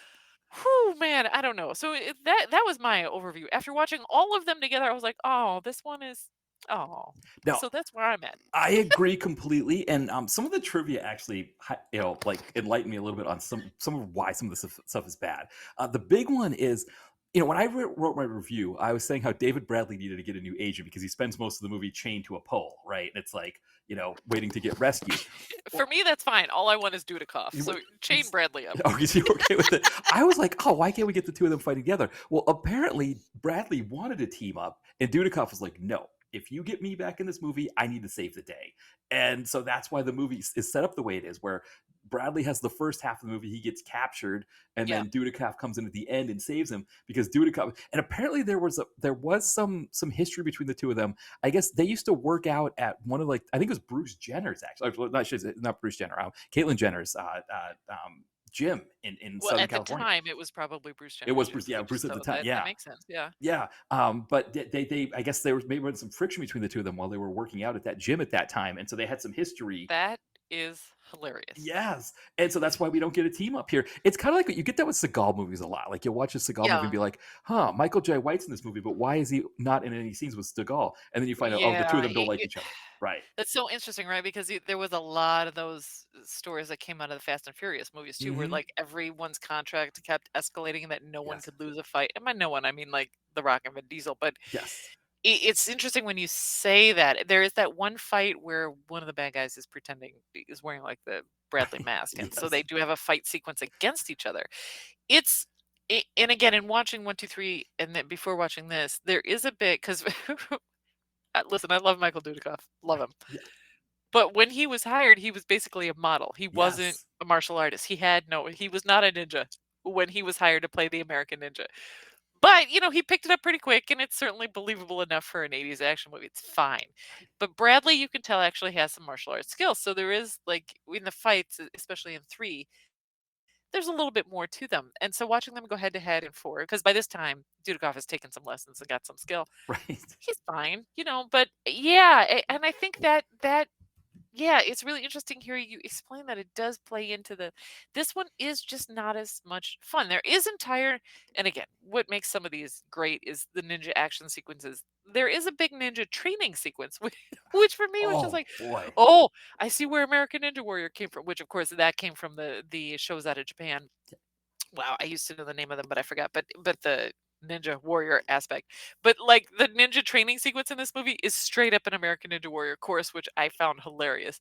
Tell me you didn't cringe. So just give people an idea. This movie has just like all the other movies where the baddies are you're having the ninjas showcase what they can do. Yes. And so they're running this course, and one of the things on the obstacle course is like a balance beam that has shards of glass on it. And one of the guys slips and he lands on the shard and it's like, even though it's all fake and everything, I don't know about you, but I cringed when I saw that scene. Oh yeah. Yeah, the instant his hand came down and then he falls on top of it and you're like, oh no. Yes. Oh. I did appreciate the bad guy as each ninja is doing their little flip. The bad guy just does a little golf clap where he's like, yes, right, exactly. Which that part I really did enjoy. I thought that was hilarious. But yeah, other than that, the bad guy really creeped me out. Both of them. And again, like I said, so much more sexual assault in this one. Yeah. It's just, I like the ninja training sequence. I like when you get the big ninja battle. It's really missing Steve James. Boy, it's missing him because he adds such a lightness to these movies where he understands from the word go in the very first movie. This is a man who understood and probably had a lot more experience. Like he understood the movie he's in. He understands what the audience wants to see. He's there for the catchphrases and the fun. He's going to throw dudes around. He's going to have a good time. He's going to sell the hell out of every punch he takes. That's what this movie needed. But the storyline that they were attempting to do really didn't lend itself to that. And so I think this movie is not as much of a fun watch as the others. No, I agree. I mean, it's interesting because, I was just talking about Brave New World. It's interesting because kind of there's two overlaps here with the American Ninja series. I mean, the first one is, again, this idea of Anthony Mackie as a black man being Captain America. And instead they get like this, in Falcon Winter Soldier, they get, Kurt Russell's son, Wyatt Russell, who's sort of blonde-haired, blue-eyed, and that's the all-American boy. Well, the reason why Dudikoff was cast, like you said, he's a model, blonde-haired, blue-eyed, and Menachem Golem said, "Oh, I want the all-American boy," and that's what he took that to be. And Steve James was like, "But I'm the guy who has all the martial arts skills. Why am I not the American Ninja?" And I think the reality is he should have been the American Ninja, right? And it He would have, should have. you Yep. know, it would have been a different movie, obviously, because we know Dudikoff now. He's direct to video star, does all these kinds of direct to video movies and stuff like that. But that was Steve James, and by the time, like you said, you get to this movie, I mean, he's fun in American Ninja 3, but like you said, that movie's like a kind of a bit of a mess as well. But like here, we need him here. I mean, we get the guy who's playing the partner in American Ninja 4. Let's see if I can get that actor's name. I had it down earlier, but Dwayne Alexander is the actor's name. Doesn't have a picture on IMDb because I don't think he's worked that much recently. But he kind of he's supposed to be like an army character, but like his build is more like Clarence Gilliard in Die Hard, the first Die Hard movie, right? The quarterback is toast. And like I said, they rip off Navy SEALs. After the soldiers get captured in the first scene, we go to a wedding in the second scene, and as the wedding's about to happen, that did feel very Navy SEAls to me. Right, and that's what made me wonder is if they ripped it off directly from Navy, because I know there's certain things that they shot after the fact. That dude, Dwayne, he's great. He's no Dennis Haysbert. No, of course, no, absolutely no. He's definitely not. He's no Clarence Gilliard either. He's just kind of. That's true. I mean, he did have that vibe, and they kind of talk about that in the beginning, like the plot. And honestly, I had forgotten the whole front half of this because I think probably when I watched this on video, when I loved it, I really just fast forwarded to the Dudikoff parts. I think that's what happened because I did not remember any. It's the 45th minute. It's like 44:21. I looked at, and that's so it's 100%. I did not remember any of this. With the wedding, like that was a shock. I was like, wait, there's a wedding. Right. Yeah, and they set it up where like he could have brought some lightness to it, but immediately those dudes are captured. I do love the bit where they're being captured and he attempts to shoot at some ninjas and they simply pivot out of the way. Right. Yes. Shoot, you missed. Shoot, you missed. Yes. That's great. That's the ninja level stuff I want from this movie that there's not there. And although during that sequence where like he is escorting the doctor and the kid, and then Bradley's following behind them. And he's like, I'm going to save us. He takes a full, 5-minute sequence to lay out his weapons, assemble them, and then honor them. But as he's ready, he's like packing them all up. Okay, I'm done with that. Then the ninjas step out from behind all the trees. So clearly they were waiting for him to do all that because as they're all skilled in the art of ninja, they would have understood that this is very important. But when they all pop out from behind the trees, suddenly there's 300 ninjas where they're standing. Like, I don't know, man. Yes. No. It was a true. I mean, there's a lot of stuff like that happens. I mean, there's the sequence where Dudikoff he's infiltrated the fort to try to save everybody, and two ninjas have each arm, and another one comes in with a crossbow and shoots the arrow. He catches it in his teeth. And then stabs it. He jerks his head to stab the other guy in the neck with it, and then uses the free hand to get the other one. I mean, I'm just wondering, how do you even practice that? Right? Like you just. I mean, when he was a kid, was he kind of sitting there, and the sensei guy from the first movie was shooting arrows at him? And I mean, just imagining if you miss, right? Like you got, it's like I don't even know how but hey, there's a lot of ninja skills that they showcase in these movies that I wonder if maybe they're exaggerated for the movie. Right. You can't practice them, right? You just either you can either catch an arrow in your teeth or you can't, but you can't. There's the bit in the beach sequence too with ninjas and arrows where he catches one just in his hand and then turns around and throws it with enough force to kill a ninja. To kill it, yes, exactly. I mean, when we that's to your point about the Dudikoff aspect of this movie is that David Bradley. Had they not had to work with this construct of Dudikoff has to save Bradley, I think if it was more of a team-up thing, it could have just been sort of this ass-kicking thing throughout. But unfortunately, it's like you get moments of David Bradley ass-kicking, but he's also running away a lot, right? He's trying to escape a lot of situations. Yeah, he's trying to collect people and take them away, and like he's trying to get them.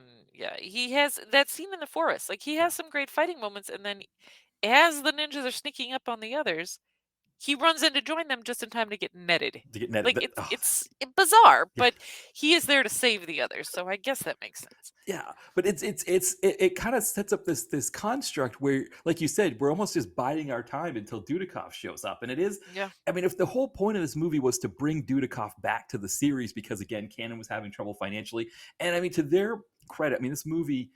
It makes about $300,000 in the theater, which again, we're talking about. I am shocked to hear this was released in the theaters. Yes, I don't know how long. So actually, the gross was $350,000. It actually had an opening weekend of $270,000, which I can't even imagine where this was showing that it had that kind of opening, because that sounds like I mean, like, a John Travolta direct to video movie today would not pull 270 grand. And that's in America, today's dollars. I mean, 270 grand in 1991 dollars. That's like almost like probably like just shy of 500 grand, adjusted for inflation.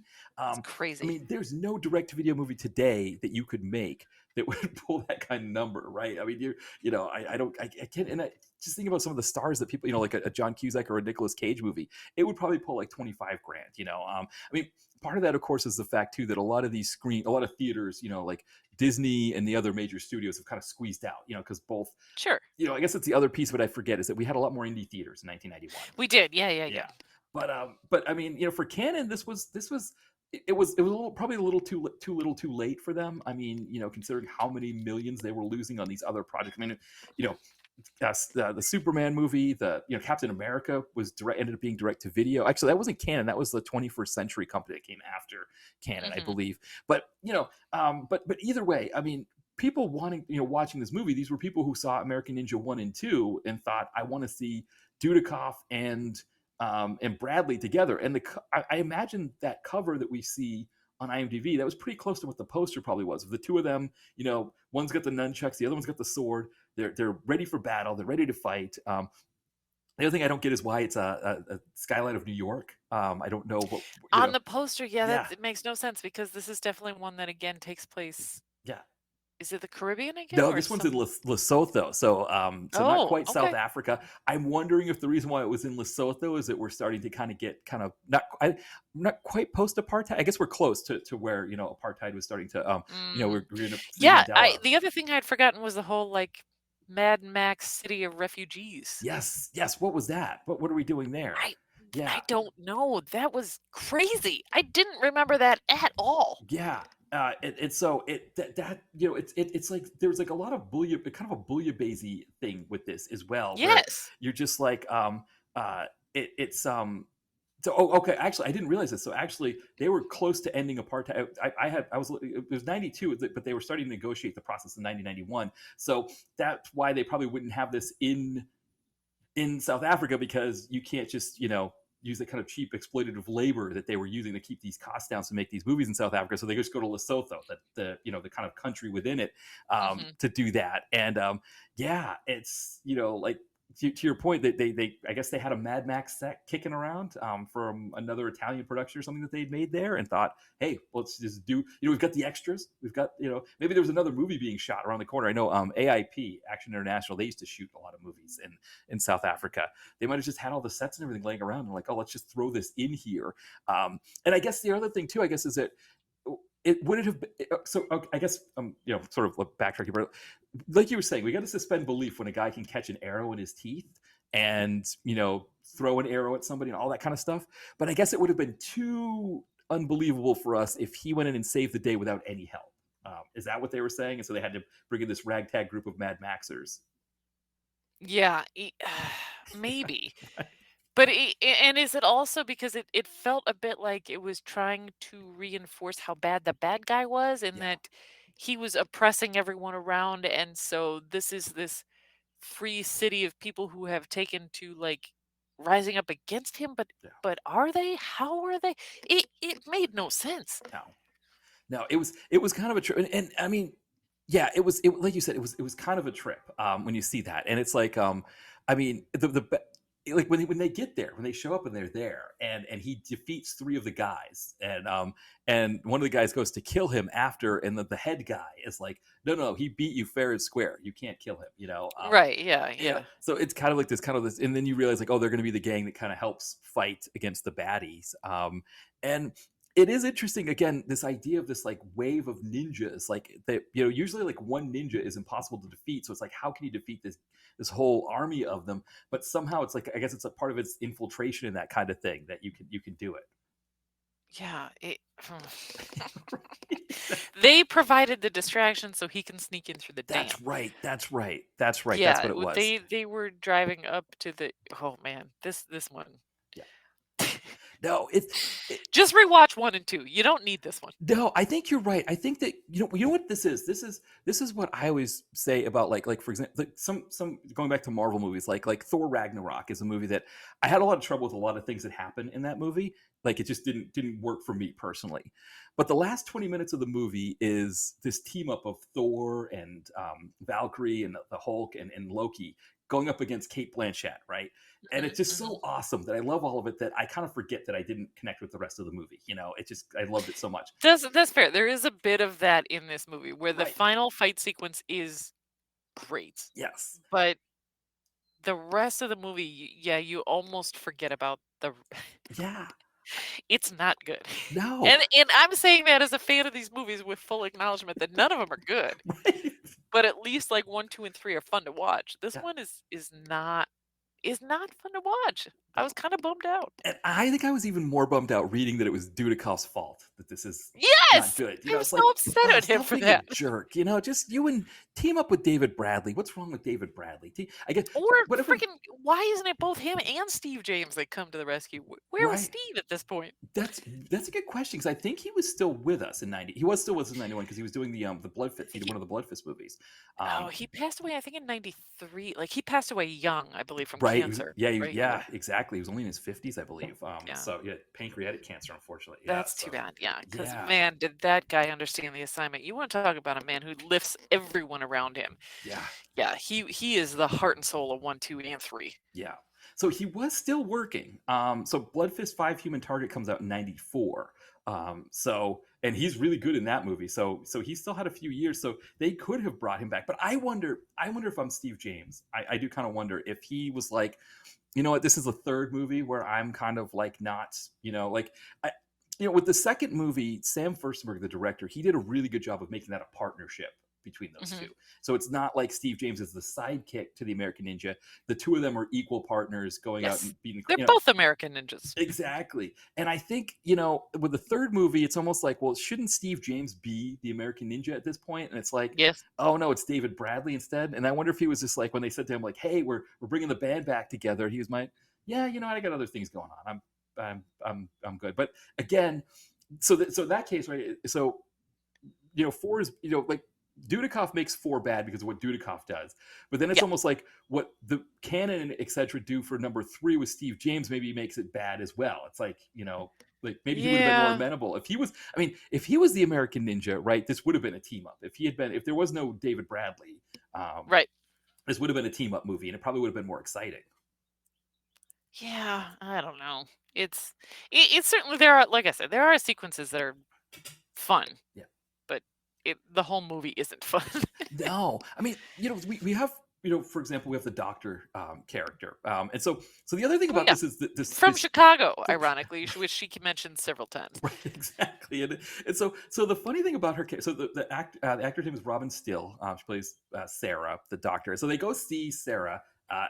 She's working for the Peace Corps in the area, and when they go to see her, she's immediately smitten with David Bradley. She just, finds him totally attractive. I mean, the other thing is she's going to work in like this white skirt and white Hmm. top outfit, Hmm. so that when With a lab coat over it, so you know she's a doctor. right, you gotta All have the right. right, exactly. The hair is definitely well feathered. This is like very, so but like when she sees David Brett, like immediately, like she's flirting with him, he's flirting back with her, and there's this Hmm. whole sequence where they have to hide them in the morgue. That they have Yes. this sort of makeshift mortuary, and then she comes out with gloves on. In the rest of this outfit that she's wearing, saying like, "Oh yeah, we had a leper colony come in here today," and like it's one of those things where like you don't know if the bad guy who's searching for them, the colonel or whatever this guy is, if he doesn't believe her because he just thinks that they're in there, or if he doesn't believe her because he's like, why would you be wearing that outfit to go work in the morgue? But then it's like, in this kind of a movie, that is actually the outfit that a woman doctor would wear doing that, because it's like, oh yeah, it's not about like the actual functionality of being a doctor, right, and having to work as a doctor all day. It's like what looks cute in this sequence here. Right. Yeah. Yeah. Yeah. Yeah. And that guy, I guess he's like henchman number one, Yeah. aside from their ninja with the eye patch. Like Right. he's kind of the military henchman that they have. He seems to understand what the movie should be. Like Right. Yeah. he's playing as if it's, American Ninja 1, 2, or 3. The other two head bad guys are not on the same level and should be. No. So yeah, that guy, I want to give him his credit.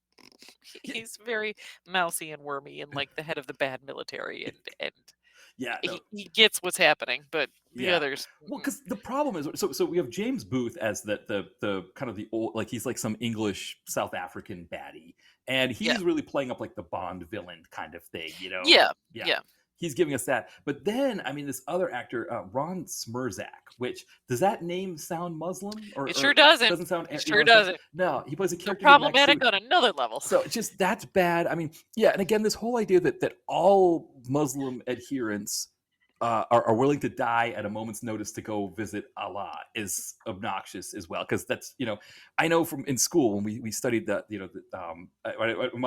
I focus on the Islamic world, my anthropology degree, and I studied, we talked about, learned about like suicide bombings and things like that. And it's not just like that anybody's just willing to just be a suicide bomber because they're Muslim. There's a whole process of brainwashing that has to go into to be able to do that. The level of extremism layered on top of the level of fundamentalism, right, level on top and then of the level of cultism, leveled on top of the it's, and if to be fair, it was absolutely a trope in 80s action movies. Yes, but watching it now, rewatching 1, 2, and 3. There was none of that, right? Because yes. the bad guys are generic bad guys who were kidnapping Marines and whatnot. Yeah. But this one was definitely like, this is problematic now, and it doesn't feel right. Well, whereas the other 3 didn't have that because the bad guys were so generic. And I should say this actually does square with kind of what happens with Menachem Golan as the deck, his time with Canon goes on, and then as he moves into doing his own stuff with 21st Century, he becomes very kind of like anti-Islamic, kind of, because he's from Israel, but he has that kind of that sort of anti-Islamic bent with stuff. Now, granted, he's not a producer. That's interesting. Yeah, he's not a producer on any of these.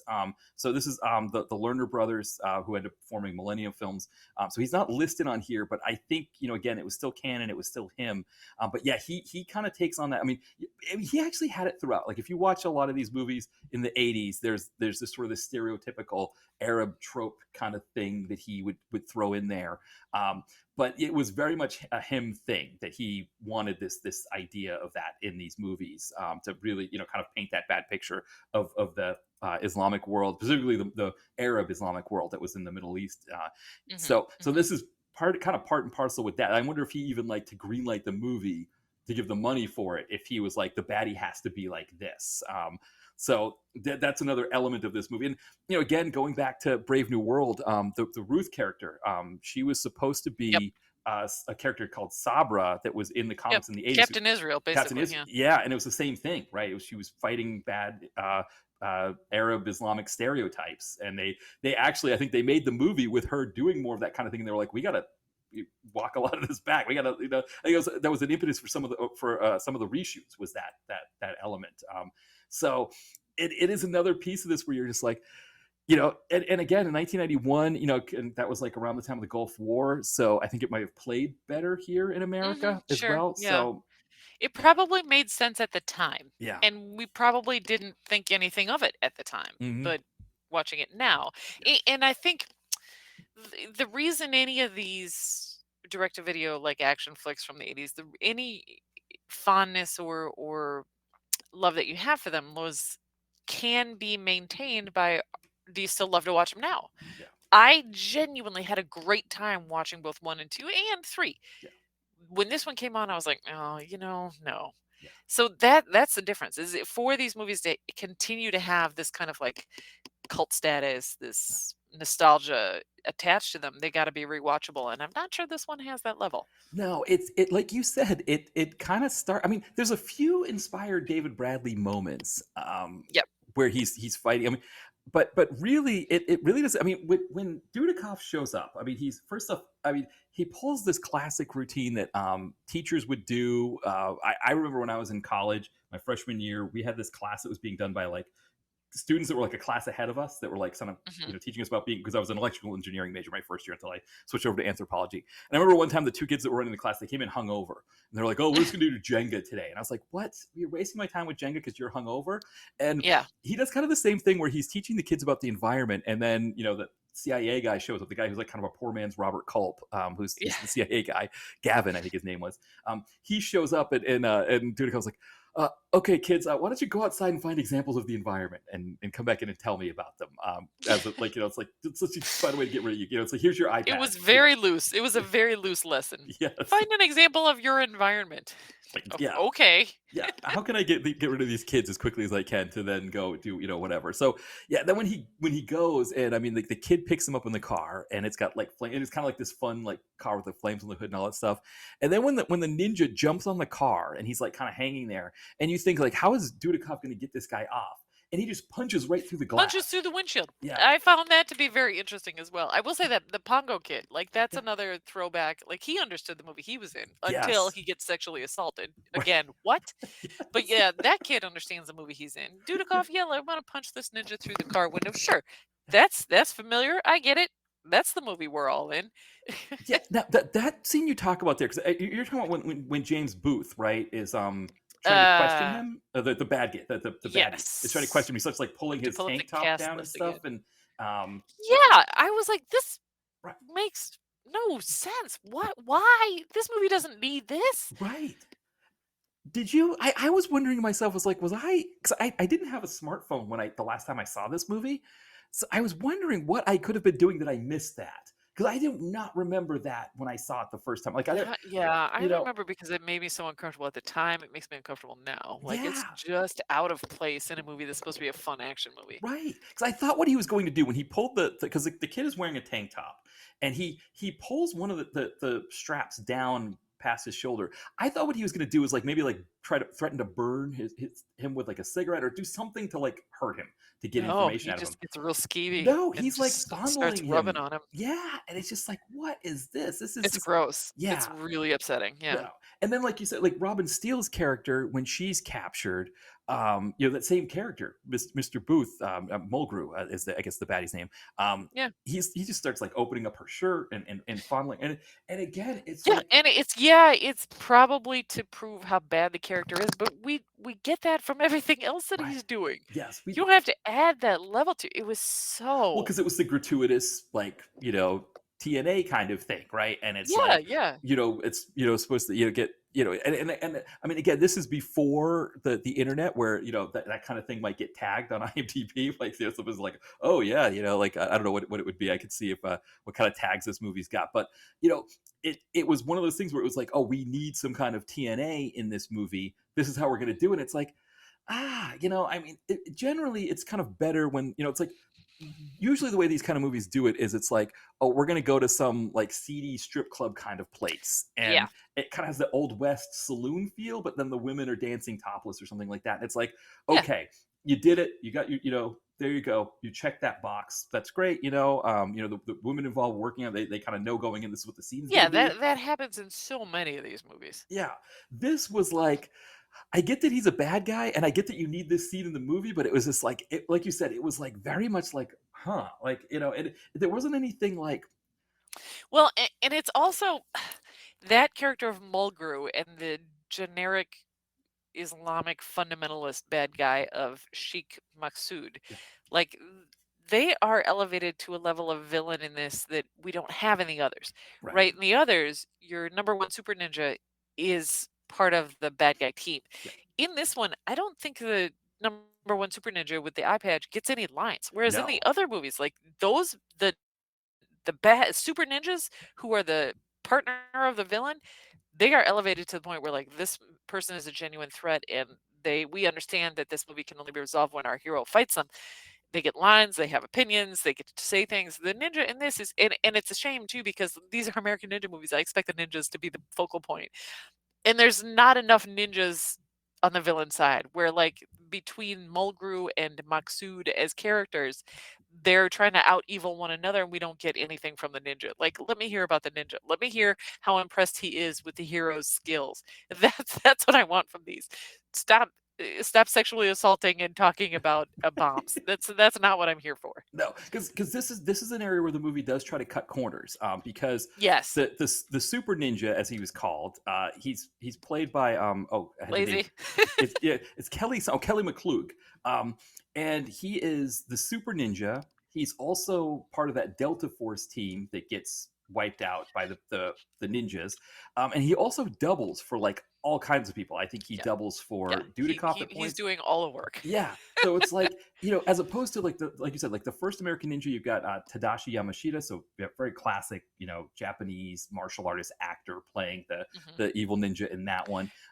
Yep. What was the actor's name? Mike Stone, I believe, is the one who plays I think he's the one who plays the baddie in part two. Which So, he was great because he gets whole scenes in like suits right. where he gets to enter a bar fight in a suit and get some like smarmy acting in. Like that guy was wonderful. Right, exactly. So it's another area where this movie misses because um, we Not enough ninja in this American Ninja movie. right, exactly, and not enough of like the fun bad, like they don't, I think Kelly McClure. I mean, the only thing we get that see that he's a good ninja is when he runs the obstacle course and he has no problems with it. I think, right? Yeah, there's not enough there's not enough of him. Yeah, there's not enough ninja. No, There just isn't. no, and I mean, like the finale, you brought up the finale, and I think this is an important thing to discuss as well. So Dudikoff, he gets to the chamber where everybody was being held. They've all been marched out to the yard where they've been all stood up on stakes, right? And Because they're so going to be burned at the they're stake. going to be burned at the stake. Which, yeah, it's I appreciate that if they're going to burn characters alive, that they do it like with this kind of like pomp and circumstance that they're going to do here. But it was a little bit kind of kooky. But Dudikoff gets down there and he sees what looks like David Bradley chained to the post, Yep. and they it turns out that it seems like he's possessed, right? That's the first thing. But we know he's not possessed because David Bradley's tied to a post or a stake, about to get set on fire. So we know it's not him. Yeah. Right. So it turns out Yeah, so they bring back the mask stuff from the right. previous American Ninja movie. Exactly, because I guess that's another piece of this. There's a lot of callbacks to previous American Ninja movies, right? Because there's the bar fight scene, which is Yep. a bit of a trip, right? So early in the movie, when Bradley and his partner Dwayne, what was I lost the guy's name again? Carl. Yeah. Dwayne Alexander, right? Yeah, Carl Braxton. Yeah. They go to this bar, and the guy that's running the bar doesn't believe that it's actually them, so he has some big guy throw him out. And I mean, Carl, like it's like probably the worst bottle smash I've ever seen. And there are some bad bottle smashes in these movies. Yeah, he just kind of puts the bottle against his head, and that's it. And then it's like this kind of ballroom blitz kind of thing. It's like a mini version of the Blind Beggars bar fight from American Ninja 2, which is just a classic, right? That's Yes. you don't get many better bar fight scenes than the Blind Beggars bar. Very true. Yeah, so we get that. The training sequence is kind of harking back to part one. The showcase is part one, part two. All this. So there's a lot of these callbacks, and I guess you're right. Like the mask thing is a callback to previous movies as well. But then what Dudikoff does after taking out a few of them, he puts on the yellow outfit to try to hide him, to disguise himself as one of the ninjas, even though he's not wearing a mask. But man, he takes his sweet time getting out there to the yard. And it's like, if you're one of these guys that's been captured, one of these Delta Force guys that's been captured, you've gone through hell for the past however many days, right? You've been whipped, which don't get me started on the fact that Whipping the scene also not good. No, right. None of it's good. I mean, also the fact that the whipping thing was a little bit much as well, especially that Yes. we had, Dwayne Alexander, African American character, getting whipped was not a good scene. So all of that probably we didn't need any of that either. I don't know what made them decide whipping was a fun thing to add to this movie. Yeah. So they've gone through that. They've one of them had to lick the bad guy's boot. Not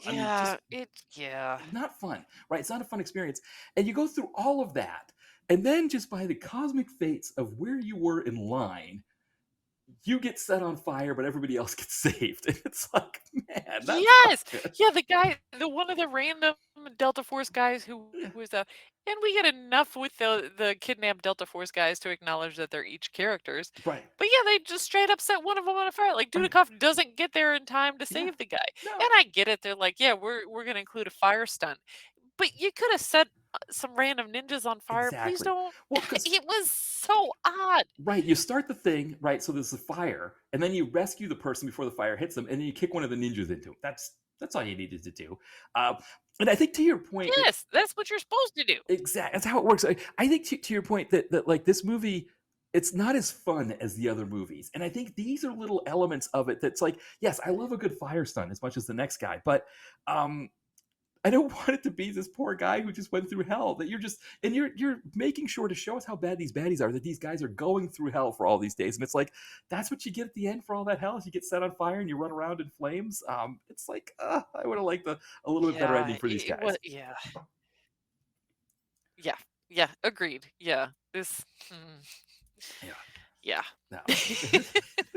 No. No. One last I thing. was grateful for the opportunity to rewatch it, but what I realized is this is not my favorite of the American Right. Ninja It's like movies. when we were talking about what movie to do next, and I had mentioned that I just did American Ninja with Todd from Forgotten Films, and you were like, "Oh, I'd be happy to do American Ninja 4." And I was like, "Hey, I'd be happy to talk about that one too," because I think we both had this idea in our head that American Ninja 4 is up there Yes. as one of the best. And I would say, first off, it's definitely below 1 and 2. I haven't seen 3 and 5 in Yes. forever. I mean, I think because this one has Dudikoff, it probably, Oh, yeah, I've not seen 5. yeah. But you haven't seen 5, period. I don't think I have. No, It, I don't think I've ever it's watched kind of 5. bonkers But from what I remember.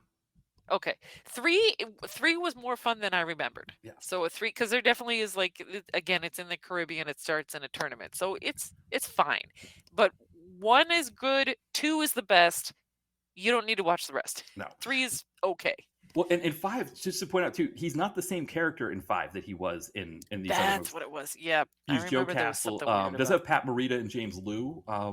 So Oh, I do love James Liu. Yeah. And Tadashi Yamashita. I forgot that he's also in that one as well. Yeah, it's kind of a trip. I mean, it is still a canon film. I forgot that. So this must be like American Ninja 5 must be, if it's not the last, it's got to be up there as one. So it wasn't supposed to be an American Ninja movie. It was supposed to be called American Dragons. But yeah, they decided to change it to American Ninja 5. So that's why the character's not the same. All right. Yeah, I mean, we're getting to the end here, and like 1993, this feels like you're like if you're at like a convention or something, and you're there for like the last like you're sitting on the 4 p.m. session on the last day, and Yes. it's like as you're leaving, like you see like people are starting to take the displays apart and all that stuff. Yeah, this feels like that part of canon. Like you American Ninja 5 is like you're at the 4 p.m. session on the Friday of the convention or whatever. Yes. Yeah. Absolutely. That's a perfect way to describe it. Yeah. Good old canon. They're pulling up stakes and putting things in the truck and everything and pack it up. And so yeah, or like we're watching The Real World, so especially the early seasons of The Real World, where it was like you'd get to the end and it would be like the goodbyes and they would leave. Yeah. They kind of stagger. There'd be like one last one that would like close the door and lock it up, and that would be it. You'd see. But dramatically look around. Exactly. Yeah, maybe there'd be a little montage. Yeah, other than part 3, where part 3 they didn't really leave in the best way. I guess that season 3, right? Because they kick Puck out and they were kind of all different. Oh, Yeah, I haven't thought about that in a long time. Now, you know what made me think about that one recently was I was watching something and they mentioned the Stinking Rose, the restaurant in Oh yeah. and I remember the very first episode where nobody had a date for Valentine's Day, so they all went to the Stinking Rose because there's so much garlic in the food. And I saw the Stinking Rose, I guess it's still open, and I was like, oh no way, the Stinking Rose, I remember that from the 3rd season of The Real World. Yeah. But yeah, I guess that's what American Ninja 5. But the other thing too, it's interesting, is American Ninja 5 is the only one that's not on a free streamer. The other 4 are. That's why. Yeah, I noticed that it existed, but could not watch it, so that's why it wasn't added to my list. Instead, I got caught up and I was like, oh well, I wonder if there's anything about these on YouTube, and flipped over to that and ended up getting distracted by the fact that all episodes of WMAC Masters are available on YouTube, and watched the first episode of that instead. So I got distracted at the end of the evening. Yeah, those old ones were great. I agree with you. Like when it became this whole thing with like there was like I guess like an NBC tie-in on one of their channels where it was like multiple days and people going to different cities in America, and it became too much. But like those old ones that were in Japan, where occasionally you get an American that would just show up and like try to do it. Yeah, those were a lot of fun. Yeah, there's a lot out there. Yeah, and I, like you said, the trading part of this does harken back to that. You've got and that's what I wanted. I wanted more of that, and there just isn't. No, it's a shame, kind of, because again, I think the reason why this movie got any kind of theatrical run and got as many people in the theater as it did, I think it was because people were expecting kind of the movie we were talking about. And I guess there is a part of, if you go a long time without, seeing this, and I guess it really depends, I guess, on what, what the experience is when you're watching it. I guess I must have been hopped up on like Doritos and soda or something when I saw this, when I reviewed it for the site, because I loved, I remember liking it a lot more than like you said, you're watching it. It's like when I read in the trivia before I watched the movie, and if you can hear the sirens going by, we were talking about this earlier. Oh yeah, there it is. Yeah, exactly. But when I was reading the trivia beforehand and I saw that Dudikoff doesn't show up for 45 minutes, I was like, I don't remember it being 45 minutes. That doesn't sound right. Right. But it literally, it's 44:21. I made sure I made a note of the exact time that it was 44:21. We see him climbing up the rafters to go to teach the kids. And yep. It feels like it. It feels like a good 45 minutes before we see him, and he's kind of the draw for this, and it kind of hurts the overall thing. Yeah, for sure, sure. Yeah. So yeah, it's kind of it's kind of funny how this kind of thing works, where it's like you watch a movie and you're like, everybody's watched it and everybody liked it and thought, okay, this is gonna be great. Then you watch it this time and you're like, some of that. And I say it didn't age well. That's another piece of it too, because it's like I would have seen this, I think, in like 2009.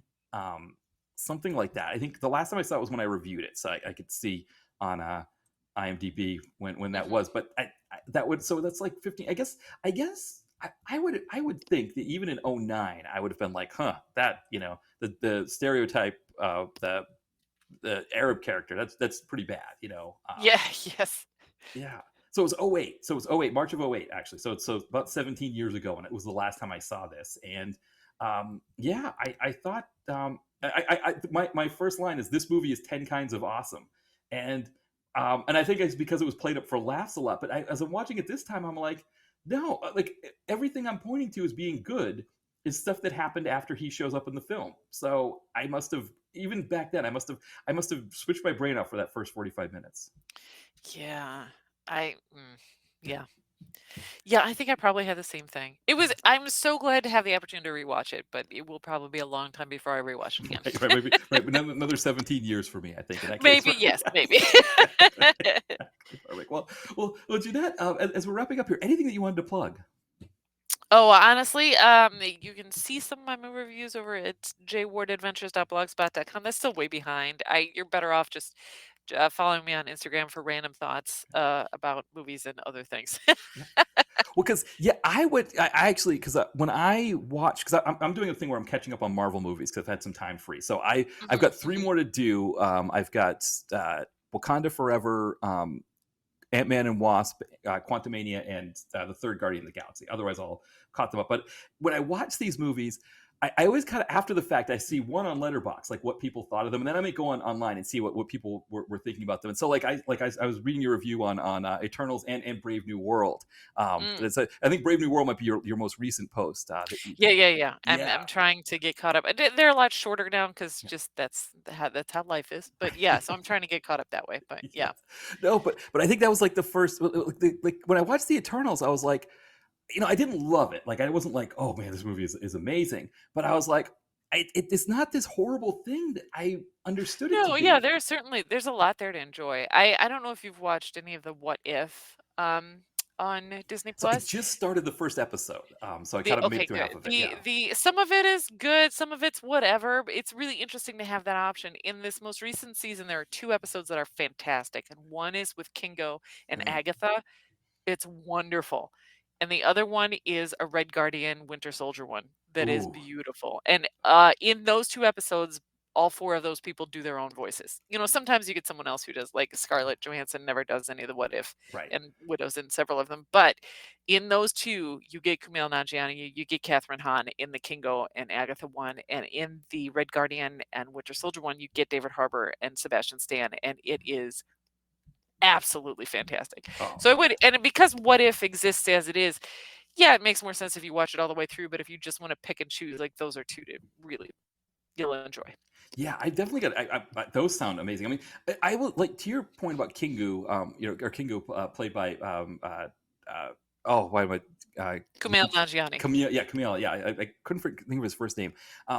Yeah, he is so fantastic in that movie. And he said that he had to seek therapy after he was reading the bad reviews on the movie. because in his case, right, because that movie, it wasn't just the internet, it was actual reviewers that were, and they did the same thing for Brave New World.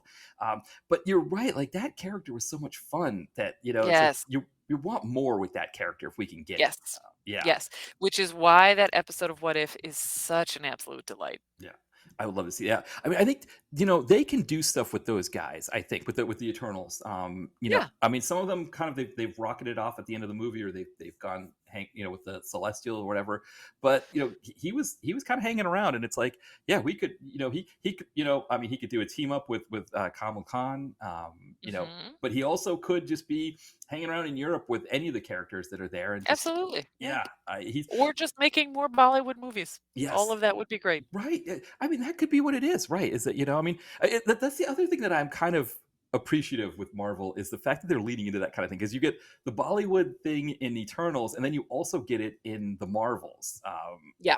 And that kind of that Bollywood movie making, I haven't watched a lot of it, because those movies are a lot of times like 3.5 hours long, and so I can't do them. But I know Exploding Helicopter, Will Slater does Exploding Helicopter, he watches them because a lot of them have exploding helicopters in them, and some of the bonkers action that they do in those movies is so It's crazy. Yeah, It's so crazy. Yeah. and I love that Marvel's kind of leaned into that a little bit and said, hey, they make blockbusters in Bollywood. It is the number one. I mean, Bollywood is where more movies are turned out there than anywhere else in the world, as far as I know. Oh yeah, absolutely. Yeah. I love that they've celebrated that. So yeah, I think that's great. You mentioned Scarlett Johansson. I was thinking about that. Like, is she going to be in these upcoming Avengers movies? Because I remember there was the lawsuit where she sued them because they released Black Widow at the same time that they were in the theater and Disney Plus at the same time, and it kind of hurt the gate. And so I was wondering if maybe that's part of the reason why she's not doing the What Ifs, is that she's just kind of done with Marvel. Oh, maybe. Yeah. Yeah, that's it. I kind of felt like, I don't know. I feel like her character got shortchanged. I've said this before, but I feel like with Endgame, I didn't feel like that was a really good thing to kill her character off. I don't know. She should have been there at the end with everybody at the end, fighting Thanos and all the baddies. Yeah. I don't know. I appreciated the level of sacrifice, but yeah, I think there's a lot that can go back and forth on that. So Yeah, but yeah. But I just to say, I appreciated your review, especially on the Eternals, because I was like, this movie isn't. I guess there's that binary of like, it's either you can't have something that's just something that you enjoy, right? Like, it can't just be that. It has to either be amazing and it's an A+ and 98% on Rotten Tomatoes, or it's like a C. I guess is the CineScore, right? C is like kind of essentially an F if you get a C. And like 60% or 30% or something like that. And it's like, I mean, I had issues with the Eternals, but overall, I was like, I came out of the movie and I was like, I wish it had been Chloe Zhao's vision of a beginning, middle, and end. I wish we'd had a firm end at the end. But I don't know. I was thinking, I mean, like Madam Web. I had fun with Madam Web, but the Eternals is not Madam Web. Right, it's like right, sure. It's a competently made movie. We're not overdubbing people every 5 minutes. We're not, it's not, babysitting for 45 minutes or whatever that you get in that movie. It's a competently made movie, and it's like, but they were treating it like it was like, yeah, like you could just put it there with whatever some of the worst comic book movies are ever. Yeah, I'm intrigued to see what will happen next. Yeah, no, I totally agree. But yeah, but people should go to Mundane Adventures of a Fangirl, because yes, you've covered those movies, and I have. Yeah, and I think in great detail. Yeah, and it's great because, like, again, people like myself were kind of coming back through on Disney Plus to catch up on them. I always like to kind of see again what other people have thought about them, because it is interesting. I think, like, Brave New World was another one where I was like, I appreciated your review on it. I talked with Frey Young about it as well before I had seen it, and he wasn't as excited about it, but when I saw his letterbox, he gave it three stars and a heart. He liked it. I think that's probably about where I sit with it, maybe 3 or 3.5 to 4. But it's just like, it's nice to read like kind of thoughtful opinions on these movies, because again, like you said, it's just kind of all internet noise a lot of times, and it's just like yeah. So people should definitely go check that out. The link is going to be in the podcast description, so people can go check. And again, like you said, even if you're not writing new stuff, I'm working on it. Yeah, but the old stuff that's there, a lot of the old stuff that's there, it's kind of great. So like I said, when I watched Morbius, I that was early on when I found your site, I was like, who's written about Morbius? That and I I was like, because Morbius, I didn't think Morbius was like the worst thing in the world. And I'm like, It was fine. yeah, what? It was why- absolutely fine. Yeah, why? What? I guess it's just that like you said, it's the internet. I think it's one of the best uses of Jared Leto out there, honestly. Yes, That's we're gonna see what he happens should with be playing. Tron. We'll see what happens with Tron. With the new Well, Tron yeah, movie. we'll see. Yeah, We'll see. It could be interesting, but yeah, I think you're right about the internet thing. That everything has to fit in a binary on the internet, and I'm not here for that. I'm here for all aspects of everything. Yeah, Give me more entertainment. I was kind of hoping that Blue Sky would do away with that, but it almost feels like the binary is starting to take hold on Blue Sky as well. And Yeah, it's almost inevitable. yeah, it's a shame that we can't just have I guess you think podcasting at the very least, right? We could sit and talk about movies for a couple hours. That would be enough to kind of add the nuance back into the conversation. But now everybody needs like these quick sound, but 240 words or less, or letters, or characters or less, or whatever. I liked it, I hated it, whatever, and that's all you can do. Yeah. Now, it's a shame. Well, but anyway, as we're kind of wrapping up here, thank you, Jeanette, for coming on. This was another fun conversation. Absolutely. I appreciate the opportunity. It's always, like you said, it's always a good time to get in here. Let's just talk about movies and how much fun we had. Exactly. And it was fun. I think, American Ninja 4, it turned out to maybe not have as much meat on the bone as we were expecting, but, Marvel seems to always have plenty of meat on the bone. So it's always a good conversation as well. Absolutely. Yes. Perfect. Well, again, thank you for coming on, and thank you everybody for listening.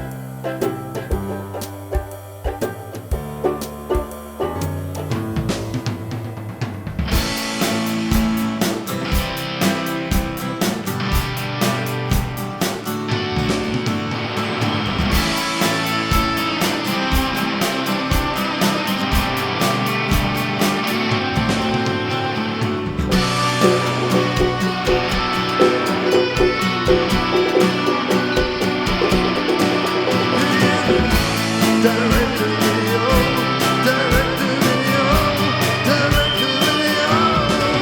coming soon.